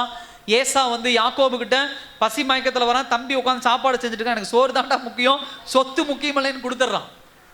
இது மாதிரி நிறைய விஷயங்களை என்ன பண்ணலாம், வேதாகம வசனத்தில் நம்ம என்ன பண்ணலாம் சொல்லிக்கிட்டே போகலாம். இன்னைக்கு தேவ பிள்ளைகளாகிய நாம அதுலேயும் கவனம் உள்ளவனா. ஆண்டவர் இருக்கிறார் பாஸ்டர்னு என்ன வேணா சாப்பிடக்கூடாது. ஆண்டவர் இருக்கிறார் பாஸ்டர்னு எப்படி வேணா என்ன பண்ணக்கூடாது, இருக்கக்கூடாது. அதுலேயும் பகுத்தறிந்து நமக்கு எது தேவை எது தேவையில்லைங்கிறத உணர்ந்து செயல்படணும். ஒரு ஹாஸ்பிட்டல் போகிறோம் அப்படின்னு சொன்னால், ஒரு மாத்திரை மருந்து எடுக்கிறோம்னா அதில் கவனம் இருக்கணும். ஜெபம் பண்ணி சாப்பிடணும், கவனமாக சாப்பிடணும். கடந்த நாட்களில் ஒருத்தர் இறந்து போனாங்க. அவங்கள குறித்து நான் கேள்வி கேடும்போது என்ன சொன்னாங்க, திருச்செங்கோட்டில் போனால் அங்கே ஒரு 5 மாத்திரை, ஹாஸ்பிட்டல் போனால் அங்கே ஒரு 5 மாத்திரை, யாராவது சொன்னால் அவங்ககிட்ட 5 மாத்திரை, இங்கே 5 அங்கே 5 அங்கே 5, எல்லாத்தையும் வாங்கி வயிற்றுல போட்டால் அது என்ன தாங்கும்? அது எதுக்கு தாங்கும்? அவங்க பிரச்சனையும் அதனால இறந்து போறாங்க. இருக்கிற நோய்க்கு அதனால கவனிங்க. உங்களுக்கு ஒரு நோய் இருக்குது, அந்த நோயினால அவங்க சாகல, அந்த நோய்க்கு போட்ட மாத்திரையினால என்ன பண்றாங்க, இறந்துட்டாங்க. ஒரு இடத்துக்கு மெடிசன் போறோம், ஒரு ஹாஸ்பிட்டல் போறோம் அப்படின்னு சொன்னா நல்லா கவனிங்க, ஏன்னா ரொம்ப முக்கியம். இன்னைக்கு ஒரு ஹாஸ்பிட்டல் போறோம் அப்படின்னு சொன்னா, ஒரு ஹாஸ்பிட்டல்ல பார்க்கணும், அவங்க கொடுக்குற மாத்திரை மருந்தை சாப்பிடணும், அவங்க என்ன சொல்றாங்களோ அதை நம்ம ஃபாலோ பண்ணணும். எந்த மருந்தும் மாத்திரையும் ஒரே நைட்டில் சுகமாக்காது. நீங்கள் 5 வருஷமாக உங்கள் உடம்பை கெடுத்து வச்சுருப்பீங்க, 3 நாளில் ஊசி போட்டு சரியாக்கிற முடியும்னா அப்படிலாம் முடியாது. அப்போ என்ன பாஸ்டர் பண்ணுறதுன்னா, அதுக்கு என்ன ட்ரீட்மெண்ட் டாக்டர் சொல்கிறாங்களோ அதை பொறுமையாக ஃபாலோ பண்ணணும். எதை சாப்பிடக்கூடாதுன்னு சொல்கிறாங்களோ அதை சாப்பிடக்கூடாது, அவ்வளோதான். நான் கீழே விழுந்து எனக்கு காலில் லெகமெண்ட் ஏறாச்சு, அதாவது தசை கிழிவு இந்த காலில் ஆச்சு. டாக்டர் சொல்கிறார் ஓடக்கூடாது, முட்டி போடக்கூடாது, குத்த வச்சு உட்காரக்கூடாது, அவ்வளோதான் இதுக்கு ட்ரீட்மெண்ட். இதுக்கு ஆப்ரேஷனும் பண்ணுறாங்க. சில பேர் போய் என் ஃப்ரெண்ட்ஸ் என்ன பண்ணாங்க, எனக்கு தெரிஞ்ச ஒரு பையன் போய் ஆப்ரேஷன் பண்ணா 2 லட்சமோ 3 லட்சமோ. ஆனால் நான் பார்த்த டாக்டர், தம்பி இது ஆப்ரேஷன் பண்ணாலும் மறுபடியும் இது இதாகிடும், அதனால அது வேஸ்ட்டு அப்படின்னு சொன்னார். அவன் போய் என்ன பண்ணா, ஆப்ரேஷன் பண்ணால் 1 வருஷமோ 2 வருஷமோ இருந்தால் திரும்ப ஆப்ரேஷன் பண்ணிட்டு நான் ஓடுவேன் ஒடியாருவேன்னு ஓடுனா மறுபடியும் கிழிஞ்சிருச்சு தசை, 2 முட்டிக்கு நடுவில் இருக்கக்கூடிய தசை கிழிஞ்சிருச்சு. இப்போ மறுபடியும் ஆப்ரேஷன் பண்ணுமான்னு கேட்டால் இல்லை நான் பண்ணல, ஒரு தடவை ஏமாந்ததே போதும், இனிமேல் என் காலை பிரிச்செல்லாம் என்ன பண்ண வேண்டாம், வைக்க வேண்டாம், எனக்கு வலி இருக்குது பிரச்சனை. டாக்டர் தெளிவாக சொல்கிறார், தம்பி இது வலிக்கும், அப்பப்போ வலி பெயின் இருக்கும், அப்பப்போ நீங்கள் என்ன பண்ணக்கூடாது, வேகமாக ஓடக்கூடாது, ஒடியாரக்கூடாது, ஒரு படி ஏறுறீங்கன்னா இதை நினச்சி புலம்பி ஐயோ இந்த வயசுலேயே இப்படி ஆகி போச்சு அப்படிலாம் எனக்கு அன்றைக்கே அதை ஜெபிச்சு ஆண்டர் கொடுத்துட்டேன். சரி ஆண்டர், அப்பப்போ வலி இருக்கும், தொடர்ந்து 2 மணி நேரம் நின்று அப்படின்னா வீட்டில் போய் 1/2 மணி நேரம் உட்காந்து தான் ஆகும். பிரசங்கம் பண்ணிட்டு போனால் அந்த பெயின் இருக்கும், பேலன்ஸ் இருக்காது. வண்டி ஓட்டும் போது இந்த காலை ஊன்னா இப்படி நிற்காது, கால் இப்படி மடங்கிடும்.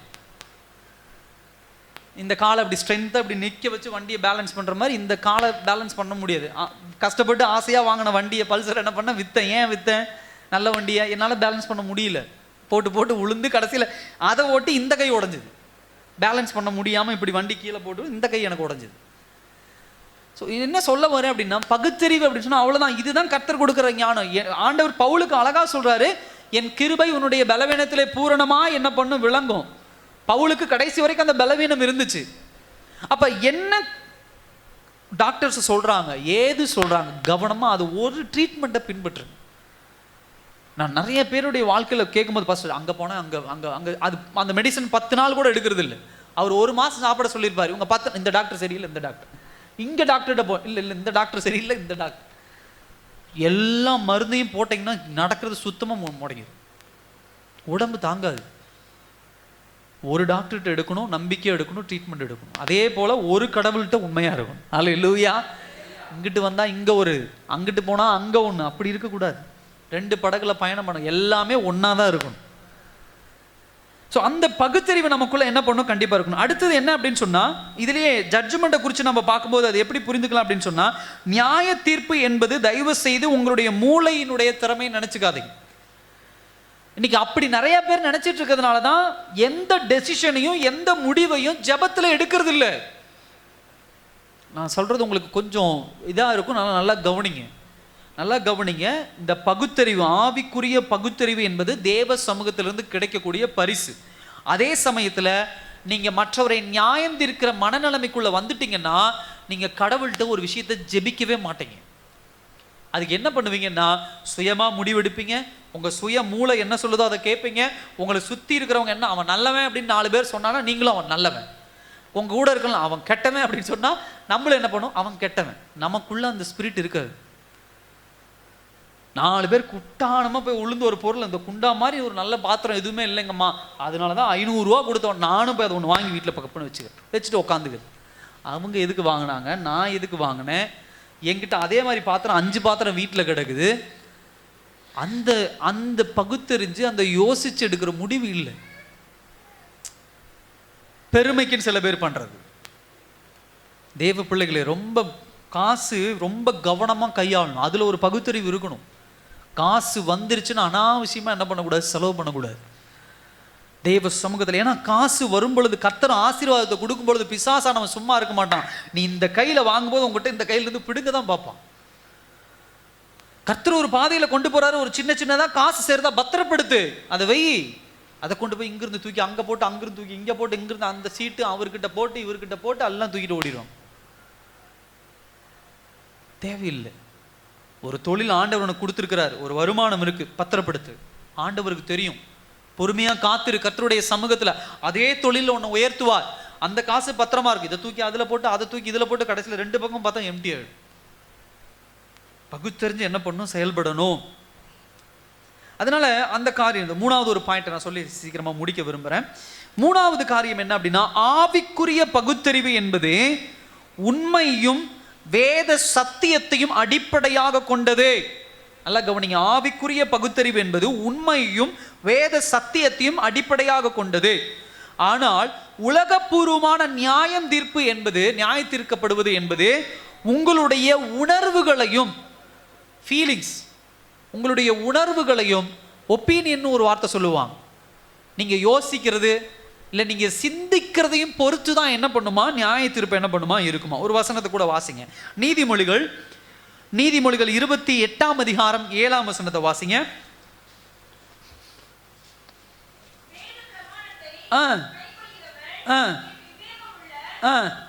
புத்திரன் போஜன பிரியருக்கு தோழனா இருக்கிறவனோ தன் தகப்பனை. அல்லேலூயா.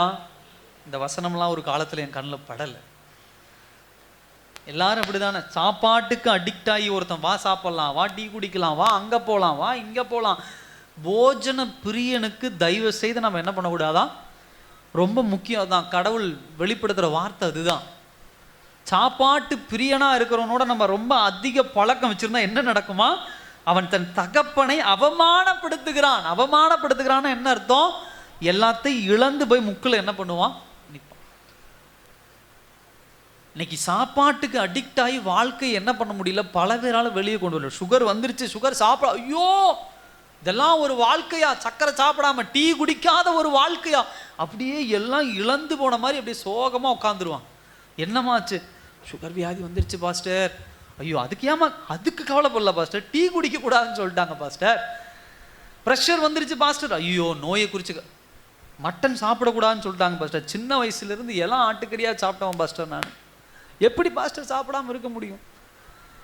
நோய் வந்துட்டேன்னு கவலை கிடையாது, சாப்பிட முடியலையேன்னு கவலை. நல்லா கவனிங்க. வேத பிரமாணத்தை கைகொள்ளுகிறவன், ஆங்கிலத்தில் பாருங்க இதே எப்படி போட்டிருக்கு அப்படின்னா, வேத பிரமாணத்தை கைகொள்ளுகிறவன் டிசர்னிங் சன் அப்படின்னு சொன்னா, வேகமுள்ள புத்திரன். பகுத்தறிவுக்கு உண்டான ஒரு மகனா என்ன பண்ணுகிறானா இருக்கிறானா. எந்த விஷயத்தையும் தயவு செய்து வேத வசனங்களை வச்சு பகுத்தறிவுங்க, வேத சத்தியத்தை வச்சு என்ன பண்ணுவோம், உங்களுடைய சுய ஞானத்தை டிவியில் பார்த்தது, வாட்ஸ்அப்பில் பார்த்தது, இதையெல்லாம் வச்சுட்டு இன்னைக்கு அப்படிதான் உலகம், தேவ பிள்ளைகள் கிறிஸ்தவர்களாக இங்கே நம்மளே போயிட்டு இருக்கிறோம். வேத வசனத்தில் பைபிளில் போட்டிருக்கா, வசனம் என்ன அர்த்தம் சொல்லுது அதை பார்க்கறதில்ல. யாரோ ஒருத்தர் வந்து நின்று இதை நீங்கள் இப்படி பண்ணலாம், இதை நீங்கள் அப்படி பண்ணலாம், இதை நீங்கள் இப்படி செய்யலாம் அப்படின்னு சொன்ன உடனே அப்படியே போய் விழுந்துடுறது. இல்லை அவர் சொன்னார் அப்படி பண்ணலான்னு, இவர் சொன்னார், அவர் பைபிள் வேறையா இருக்கலாம். உங்களுக்கு ஒரு விஷயம் தெரியுமா, எத்தனை வித்தியாசமான பைபிள் இருக்கு தெரியுமா? அல்லேலூயா சொல்லுங்க. எத்தனை பேருக்கு தெரியும்? எத்தனை வித்தியாசமான பைபிள். இப்போ நம்ம படிக்கிறது ஒரு பைபிள் இருக்கு, இதே பைபிளில் சாத்தான் சபைன்னு ஒருத்தங்க வச்சிருக்காங்க. அவங்களுக்கு அமேசானில் இருக்கு, இன்னைக்கே போய் ஆர்டர் பண்ணிடுறேன் பாஸ்டர் அப்படின்னு நினைக்காது. இதில் என்னென்னலாம் பண்ணக்கூடாதுன்னு போட்டிருக்கோம், அதில் அதெல்லாம் பண்ணலாம்.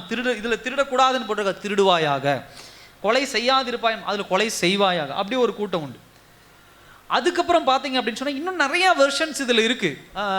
அதாவது ஆணை திருமணம் செய்து கொள்ள, அவங்க ஓரின சேர்க்கையாளர்கள், அவங்களுக்குன்னு ஒரு பைபிள் இருக்குது, கே பைபிள்னு ஒரு பைபிள் இருக்குது. அவங்க பைபிளில் அந்த வசனத்தை எடுத்துருவாங்க. இன்னைக்கு அப்படியெல்லாம் என்ன பண்ணுறது, வேதாகமம் வளர்ந்துருக்கு. அதனால இன்னைக்கு பிரசங்கங்கள் இன்னைக்கு அப்படி தான் இருக்கு. அவனுக்கு எப்படி தேவையாத வளைந்து கொள்ளுகிறான். தயவு செய்து அப்படி வளைந்து கொள்ளாதீங்க. நம்ம ஆண்டவருக்குள்ள வந்து தேவ சத்தியத்தின் பிரகாரம், தேவனுடைய வசனத்தின் பிரகாரம் நடக்கிற பிள்ளைகளா இருக்கணும். பிரமாணத்தை கைகொள்ளுறவனா இருக்கணும். யாரோ வந்து உட்காந்து இது இப்படியும் செய்யலாம், இது அப்படியும் செய்யலாம், ஆண்டவர் கோவிச்சுக்க மாட்டார், ஆண்டவர் அப்படி பண்ண மாட்டார், இது நம்ம ஊரு, நம்ம கலாச்சாரம், நம்ம பண்பாடு, அதெல்லாம் தேவையில்லை. நம்மளுடைய கலாச்சாரம் வேத கலாச்சாரம். அல்லேலூயா. தேவ பிரமாணத்தின் இது என்ன சொல்லுது அதுதான் நான் பின்பற்றுவேன்.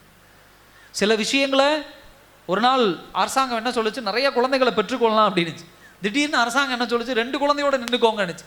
அடுத்தது 1 குழந்தை போதுனுச்சு. இப்போ நமக்கு எதுக்கு குழந்தைன்னு வந்துருச்சு. இதுதான் உலக கலாச்சாரம். ஒரு ஊரில் என்ன சொல்லுவாங்க, ஒரு ஊர் கலாச்சாரம் எப்படிப்பட்டதாக இருக்கும், எத்தனை திருமணம் வேணாம் பண்ணிக்கலான் இருக்கும்.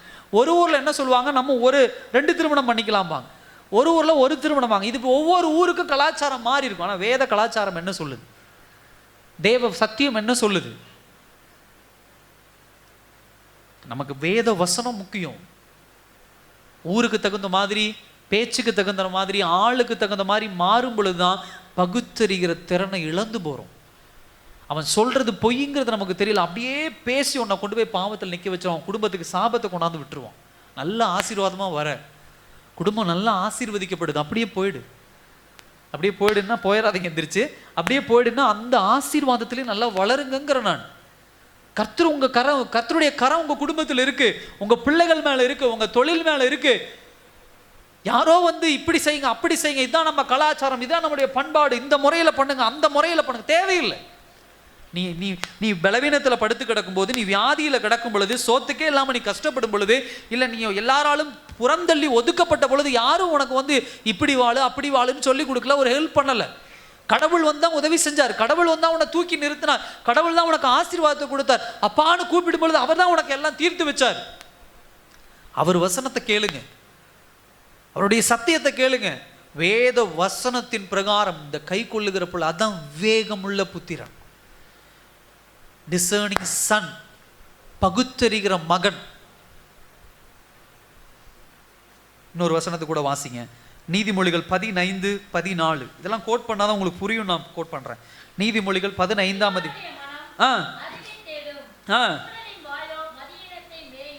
மனம் அறிவை தேடும். ஏன்னா இந்த டிரான்ஸ்லேஷன்ல இதெல்லாம் கொஞ்சம் மாறி இருக்கு. என்ன அப்படின்னு சொன்னா, இந்த இடத்துல அறிவு அப்படின்னு சொல்றது என்ன அப்படின்னா டிசர்னிங், பகுத்தறிகிறது. மூடரின் வாயோ மதியீனத்தை மேலும், முட்டாள்தனத்தை தான் என்ன பண்ணுமோ தேர்ந்தெடுக்குமா. ஹல்லேலூயா.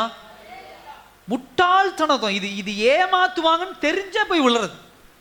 இந்த மிருகங்கள் கூட ஒரு ட்ராப் பண்ணுவாங்க. மிருகங்களை பிடிக்கிறதுக்கு என்ன பண்ணுவாங்க, ஒரு குழியை வெட்டி அதை ஏமாத்துறதுக்கு மேலே என்ன பண்ணுவாங்க சொல்லுங்க, பார்த்தது இல்லையா நீங்கெல்லாம்? என்ன போடுவாங்க, எலியை பிடிக்கிறதுக்கு என்ன, அப்போ வருவீங்க பாரு கரெக்டாக, எல்லாம் வீட்டில் பிடிச்சி கொள்றீங்கல்ல, எலியை பிடிக்க என்ன பண்ணுவீங்க, எலி வைப்பீங்க. அதை அட்ராக்ட் பண்ணுற மாதிரி நம்ம என்ன பண்ணுவோம், அந்த தேங்காய் என்ன பண்ணுவோம் அப்படி வைப்போம். ஆனால் நமக்கு நல்லா கவனிங்க, அந்த மாதிரிலாம் எதுவும் வைக்க தேவையில்லை. குழியை வெட்டி இதில் செத்துருவேன்னு சொல்லுவோம், நேராக போய் விழுவோம் நம்ம. அல்லேலூயா. யானையை பிடிக்கணும் அப்படின்னு சொன்னா பெரிய குழியை வெட்டி மேலே புல்லை போட்டு, யானைக்கு தெரியாது, அது தெரியாம போய் விழும்பாவும். ஆனா நம்மளாம் அப்படி தேவை கிடையாது. குழியை விட்டு இதுல விழுந்தினா செத்துருவோம், அப்படியா நான் போய் விழுறேன்ட்டு விழுறோம். அப்படித்தான் போய் எல்லாரும் வாழ்க்கையை சீரழிச்சிட்டு வரோம். அவன் ஏமாத்துறவன் தெரியும், இது நம்மளை ஒண்ணும் இல்லாம மாக்கிருன்னு தெரியும், இது நம்ம குடும்பத்தை கெடுக்கிற விஷயம்னு தெரியும், இது தேவையில்லாத வேலைன்னு தெரியும், எல்லாம் தெரிஞ்சு இல்ல நான் அப்படித்தான் போவேன் அப்படின்னு போய் என்ன பண்ணிடுறோம், விழுந்துடும். அதுதான் முட்டாள்தனத்தை மேயும் அப்படின்னு சொன்னா, அங்க குழின்னு தெரிஞ்சே பள்ளம்னு தெரிஞ்சே போய் விழுகிறது. ஆனா தேவனுடைய பிள்ளைகள் அடுத்த வார்த்தை சொல்லுது, புத்திமானுடைய மனம் அறிவை தேடும். தேடும் தேடும் அப்படிங்கிற வார்த்தை ரொம்ப முக்கியம். தேவன்கிட்ட உட்கார்ந்து இந்த பகுத்தறிவை கேளுங்க. பகுத்தறிவை கேளுங்கன்னா அது ஒரு விஷயத்தை அப்படியே இப்படி நின்ன உடனே அப்படி வந்துடாது, அப்படி லைட் வந்து வருமா பாஸ்டர் அப்படிலாம் கிடையாது. ஒரு இன்சிடென்ட் நடக்குது, ஒரு விஷயத்தை நான் உங்ககிட்ட சொல்றேன். உதாரணத்துக்கு நான் உங்ககிட்ட ஏதாவது என்ன பண்றேன், ஒரு ஒரு ஒரு வீடு வாங்குங்க அப்படின்னு நான் சொல்றேன். அப்படின்னா நான் ஒரு ஆள்னு வச்சுக்கோ, நான் வந்து சொல்றேன் ஒரு வீடு வாங்க, இந்த வீடு நல்லா இருக்கு, இந்த வீடு வாங்கிருங்க அப்படின்னு சொன்னா, அப்படியா ஐயா நீங்க சொல்லிட்டீங்கல்ல, இந்தாங்க இப்பயே அட்வான்ஸ் பிடிங்க, இது அப்படி இல்லை. அப்படிங்களா, சரி இருங்க நான் ஜெபிக்கிறேன் எங்கள் ஆண்டவர்கிட்ட நான் கேட்குறேன், ஜெபிங்க உட்காந்து. ஒரு வாரம் ஆகலாம், உபவாசம் இருந்து ஜெபிங்க, 4 நாள் ஆகலாம், 1 மாதம் ஆகலாம். கர்த்தர் அதற்குண்டான அடையாளத்தை கொடுத்தாரா? அந்த 1 மாதம் டைம் எதுக்கு பாஸ்டர்? 1 மாதம் ஆண்டவர் பேசுறதுக்குன்னா அந்த 1 மாதத்துல அந்த வீட்டில் உள்ள குறைகளை ஆண்டவர் வெளிப்படுத்தலாம். டாக்குமெண்ட் சரியில்லை, வீடு சரியில்லை, நிலம் சரியில்லை, அது பள்ளமா, அது கிணத்துல இருக்கக்கூடிய வீடாக இருக்கலாம், இடிஞ்சு விழுந்துரும். இந்த மாதிரி சில விஷயங்கள் 1 மாதத்துக்கு அப்புறம் அப்படியேங்க அப்பா 1 மாதம் அன்னைக்கே தெரிஞ்சு வாங்கியிருந்தா ஏமாந்துருப்பேன்ல. 1 மாதம் கழிச்சு எவனா வந்து சொல்லிட்டு போவான், அந்த வீடு வந்து கிணறியா, அதில் மண்ணை போட்டு மேலே வீட்டை கட்டியிருக்காங்க, அப்படியே சரிஞ்சிரும். நிறைய பேர் இப்படி ஏமாந்து போகிறாங்க. தேடணும் தேவ சமூகத்தில். அதுக்கு தான் நமக்கு டைம் இல்லையே. ஃபர்ஸ்ட் நான் படிச்சிருக்கேன், நான் ஞானவான், எங்கள் அம்மா சொல்லிட்டாங்க என் பையனை போல அறிவாளி யாரும் இல்லை, எங்கள் அப்பா சொல்லிட்டாங்க என் பிள்ளை அப்படி ஒரு அறிவு நாலேஜ்னா அப்பா அப்படின்ட்டாங்க, அப்படி என்னை தூக்கி தூக்கி பெருமையாக பேசிட்டாங்க. எதையும் நான் டக்குன்னு டெசிஷன் எடுக்கிறேன், முடிவு எடுக்கிறேன். சில பேர் அப்படின்னு சொல்லுவாங்க, அவர் டக்குன்னு முடிவு எடுக்கிறவருங்க அப்படின்னு சொன்னால் நம்ம பெருமை வந்துடும். அடுத்து ஒரு பாலை போட்டுருவாங்க, நீங்கள் தான் டக்குன்னு முடிவு எடுக்கிறவங்களை எடுங்க அப்படின்ட்டுருவோம். இல்லை, தேடணும். அல்லேலூயா. எல்லா விஷயத்தையும் பொறுமையா இருங்க. ஒரு திருமண காரியம், ஒரு படிப்பு காரியம், ஒரு பொருள் வாங்குற காரியம், பொறுமையா இருங்க, தப்பு கிடையாது. காலம் கரெக்டா இருக்கும். ஆண்டவருடைய சமூகத்துல காத்திருக்கிறதுங்கிறது தெரியும் ஆண்டவருக்கு, எந்த நேரத்துல எந்த காலத்துல. அல்லேலூயா. தலைமுடிகளை எண்ணி வச்சிருக்கிற ஆண்டவர் நம்முடைய ஆண்டவர், ஆமாவா இல்லையா? அப்ப எப்படி ஆண்டவர் எல்லாவற்றையும் மறந்து போவா? அவருக்கு தெரியும் இந்த சூழ்நிலையில இந்த இடத்துல இந்த மகனை கொண்டு வரணும், இந்த மகளை கொண்டு வரணும், இந்த வீட்டை அவங்களை வாங்க வைக்கணும், இந்த இடத்துல இவங்களை இந்த இடத்துல உயர்த்தணும், இந்த வாகனத்தை வாங்க, எல்லாம் ஆண்டவர் தெரியும். அவசரமா செய்யக்கூடாது. அதுல தெளிவா என்ன பண்ணும், நம்ம என்ன பண்ணும் இருக்கணும். அடுத்த ஒரு காரியம், கடைசி ஒரு காரியத்தை நான் சொல்லி முடிக்க விரும்புறேன். இந்த ஆவிக்குரிய பகுத்தறிவு என்பது ஒரு மனிதனுடைய வாழ்க்கையை தைரியப்படுத்துவதும் அதே போல அவனை முன்னேற்ற பாதையிலே கொண்டு செல்வதற்கும் உதவுகிறது. ஆனால் உலகப்பூர்வமாக நியாயம் தீர்க்கிற பண்பு ஒரு மனுஷனை தோற்கடிக்கவும் அழிந்து போகவும் செய்யுது. அல்லேலூயா.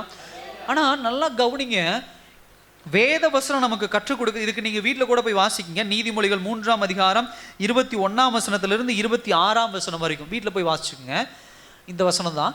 இதுல நீங்க நல்லா கவனிங்க, உலகம் இதை அப்படியே மாத்தி சொல்லும். நல்லா கவனிங்க, உலகம் மாத்தி சொல்லும்.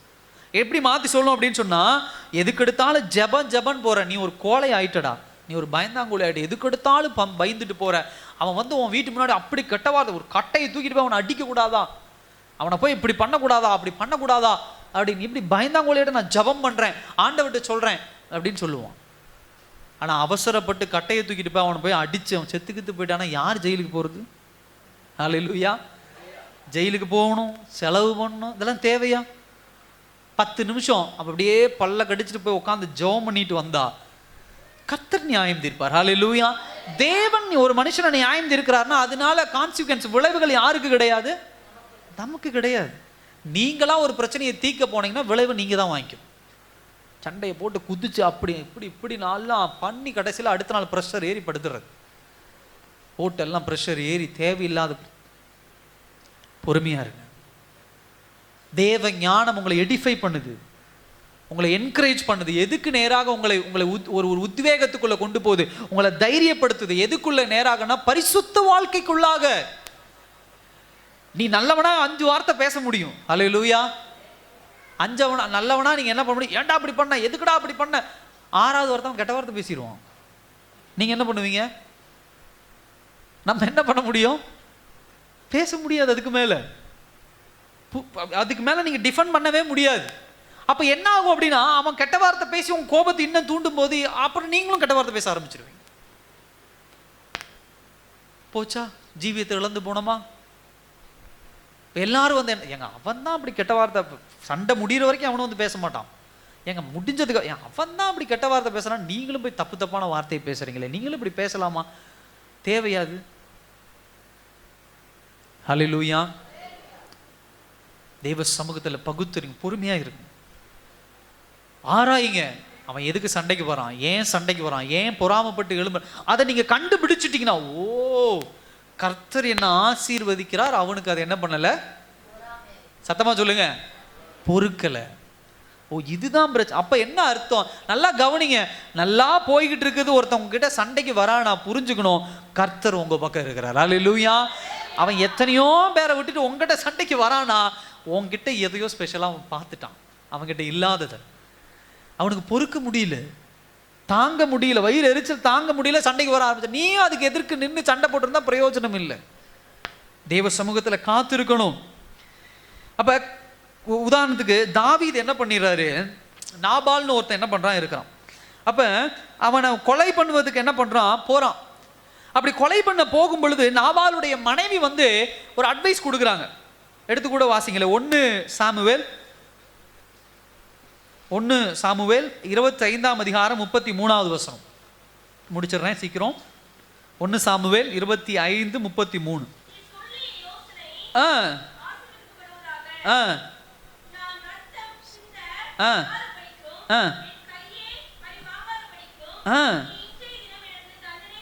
தடை பண்ணினபடியால்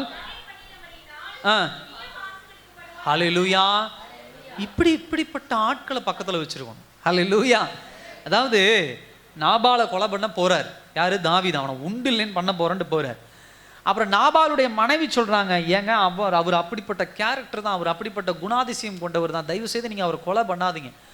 அவர் சாகரனால என்னன்னா உங்களுக்கு தான் பிரச்சனை, நீங்க எப்படி மாறிடுவீங்க, ரத்தம் சிந்த வேண்டியது வரும், உங்க மேல பழி வந்துடும், நீங்க அதுக்குண்டான விளைவுகளை செலுத்தணும் அப்படின்னு சொன்ன உடனே அவர் அழகா தாவீது சொல்றாரு, ஓ நீ நல்ல ஒரு அட்வைஸ் கொடுத்துருக்க. ஹல்லேலூயா. கடைசி பாயிண்ட் இதுதான். என்ன அப்படின்னு சொன்னா, நம்மளை எடிஃபை பண்ணக்கூடிய, நம்மளுடைய தரத்தை உயர்த்தக்கூடிய, பரிசுத்த வாழ்க்கையில முன்னேறக்கூடிய யோசனைகளை சொல்ற ஜனங்களோட மிங்கிலாகும், பழக்கப்படுது. ஒருத்தர் நம்மகிட்ட வந்து பேசுறாங்க ஒரு பிரச்சனையை, அவங்க எப்படி பேசுறாங்கன்னு கவனிங்க. ஒரு பிரச்சனையை நம்ம கிட்ட இருந்து அது பெருசாக பாக்குறாங்களா, இல்ல அந்த பிரச்சனையை சிம்பிளா முடிச்சிருப்பா, வேண்டாம் அதோட நிறுத்திருன்னு சொல்றாங்களா, அதை அவங்க எப்படி டீல் பண்றாங்கன்னு பாருங்க. இன்னைக்கு நம்ம சுற்றி இருக்கிற பாதி பேர் என்ன பண்ணுவோம் அப்படின்னா, நம்மளை அழிக்கிறதுக்கு தான் பார்க்குறான்னா தூண்டி விட்டு கோவத்தை தூண்டிட்டு காணாமல் போயிடுவோம். எனக்கு தெரியும் சில பேர் பிரச்சனைனா அப்படியே பக்கத்தில் நீ பண்ணு, உன்னால் முடியும், உன்கிட்ட தான் பணம் இருக்கே, நீ பண்ணு, நீ பெரிய ஆளாச்சு, உன் சொந்தக்காரங்க அவங்கள கூப்பிடு, இவங்களை கூப்பிடு, போய் அடி குத்து. எனக்கு ஒரு பிரச்சனை வந்தப்போ எனக்கு தெரிஞ்ச ஃப்ரெண்டு ஒருத்தர் அட்வொகேட்டாக இருந்தார், அவருக்கு ஃபோன் பண்ணு.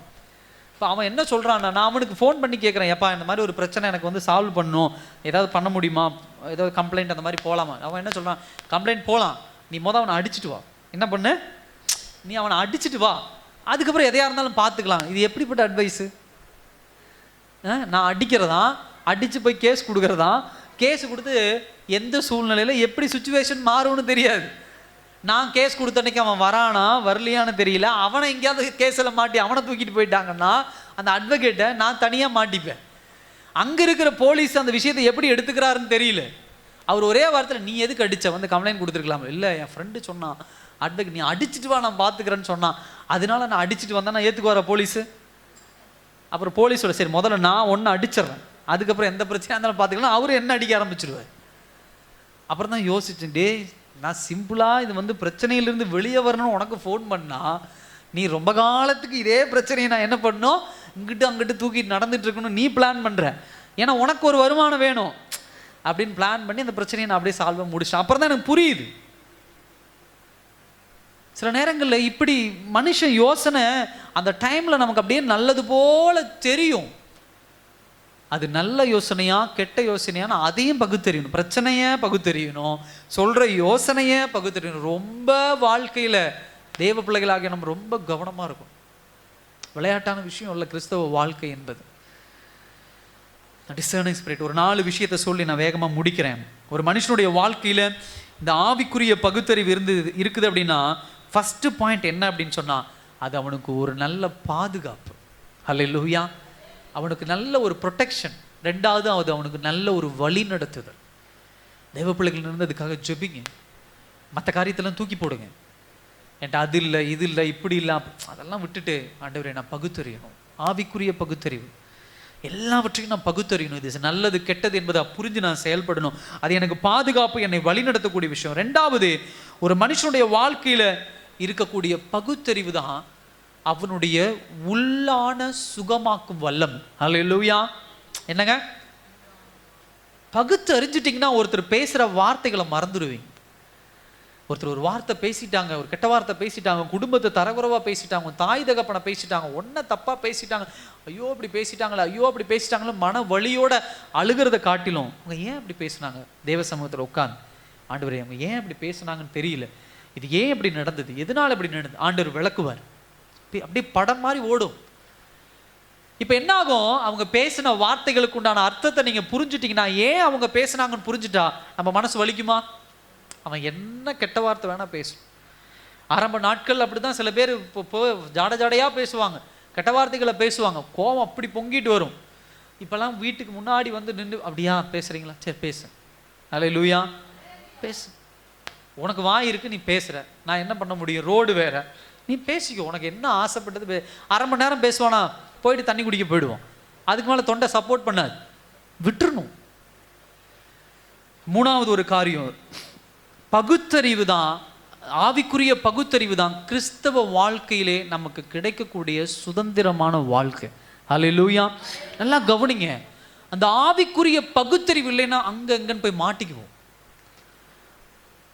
வாலிப வயதில் கர்த்தர் கொடுத்துருக்கிற மகன் இது, கர்த்தர் கொடுத்துருக்கிற மகள் இது அப்படின்னு சரியாக ஆண்டவருடைய சித்தத்தை அறிஞ்சிட்டிங்கன்னா நல்ல இடத்துல போய் மாட்டுவோம். இல்லை படிப்பு நல்லா இருக்கு, இல்லை இப்படி இருக்கிறாங்க, சொத்து நிறையா இருக்குது, இல்லை அவன் அப்படி இருக்கிறான், பார்க்குறதுக்கு இப்படி இருக்கிறாங்க, அந்த பொண்ணு இப்படி இருக்குது, நகை இருக்குது, இப்படி போய் விழுந்தோம்னா அடிமையாக போய் மாட்டிக்குவோம். பாவத்தினுடைய அடிமையாக மாட்டிடும். நிறைய பேர் அப்படி மாட்டிகிட்டு இருக்கிறோம், வெளியில் சொல்கிறேன். ஆனால் தேவ பிள்ளைகளை நாம் உஷாராக இருக்கணும், கரெக்டாக மேட்ச் ஆகணும். கர்த்தர் தெளிவாக வச்சிருக்கிறார், இந்த மகனுக்கு இந்த மகள், இந்த மகளுக்கு இந்த மகன், எல்லா விஷயத்திலையும் அப்படிதான். சுதந்திரவாளியாக கர்த்தர் உன்னை வைக்க விரும்புகிறார், உன்னை அடிமையாக எங்கேயும் வைக்க விரும்பலை. ஒரு தொழிலில் உன்னை அடிமையாக வைக்க விரும்பலை, ஒரு வியாபாரத்தில் உன்னை அடிமையாக வைக்க விரும்பலை, உன் திருமண வாழ்க்கையில் உன்னை அடிமையாக வைக்க விரும்பலை, நீ வேலை செய்கிற இடத்துல உன்னை அடிமையாக வைக்க விரும்பலை. கர்த்தருடைய சித்தத்தின் பிரகாரம் நீ பகுத்தறிஞ்சு செஞ்சீங்கன்னா எல்லா இடத்துலையும் சுதந்திரமாக இருப்ப. ஆனால் உலகபூர்வமாக சிந்திச்சு நீங்கள் போய் மாட்டினீங்கன்னா கஷ்டப்பட ஆரம்பிச்சிருவீங்க. அந்த பாயிண்ட்டை மனசில் வச்சுக்கோங்க. கடைசி ஒரு காரியத்தை நான் சொல்லி முடிக்க விரும்புகிறேன். ஆவிக்குரிய பகுத்தறிவு என்பது ஒரு மனுஷனுடைய வாழ்க்கையில் தேவ ஞானத்தை அவனுக்குள்ள இன்னும் அதிகமாக தூண்டிவிடும்.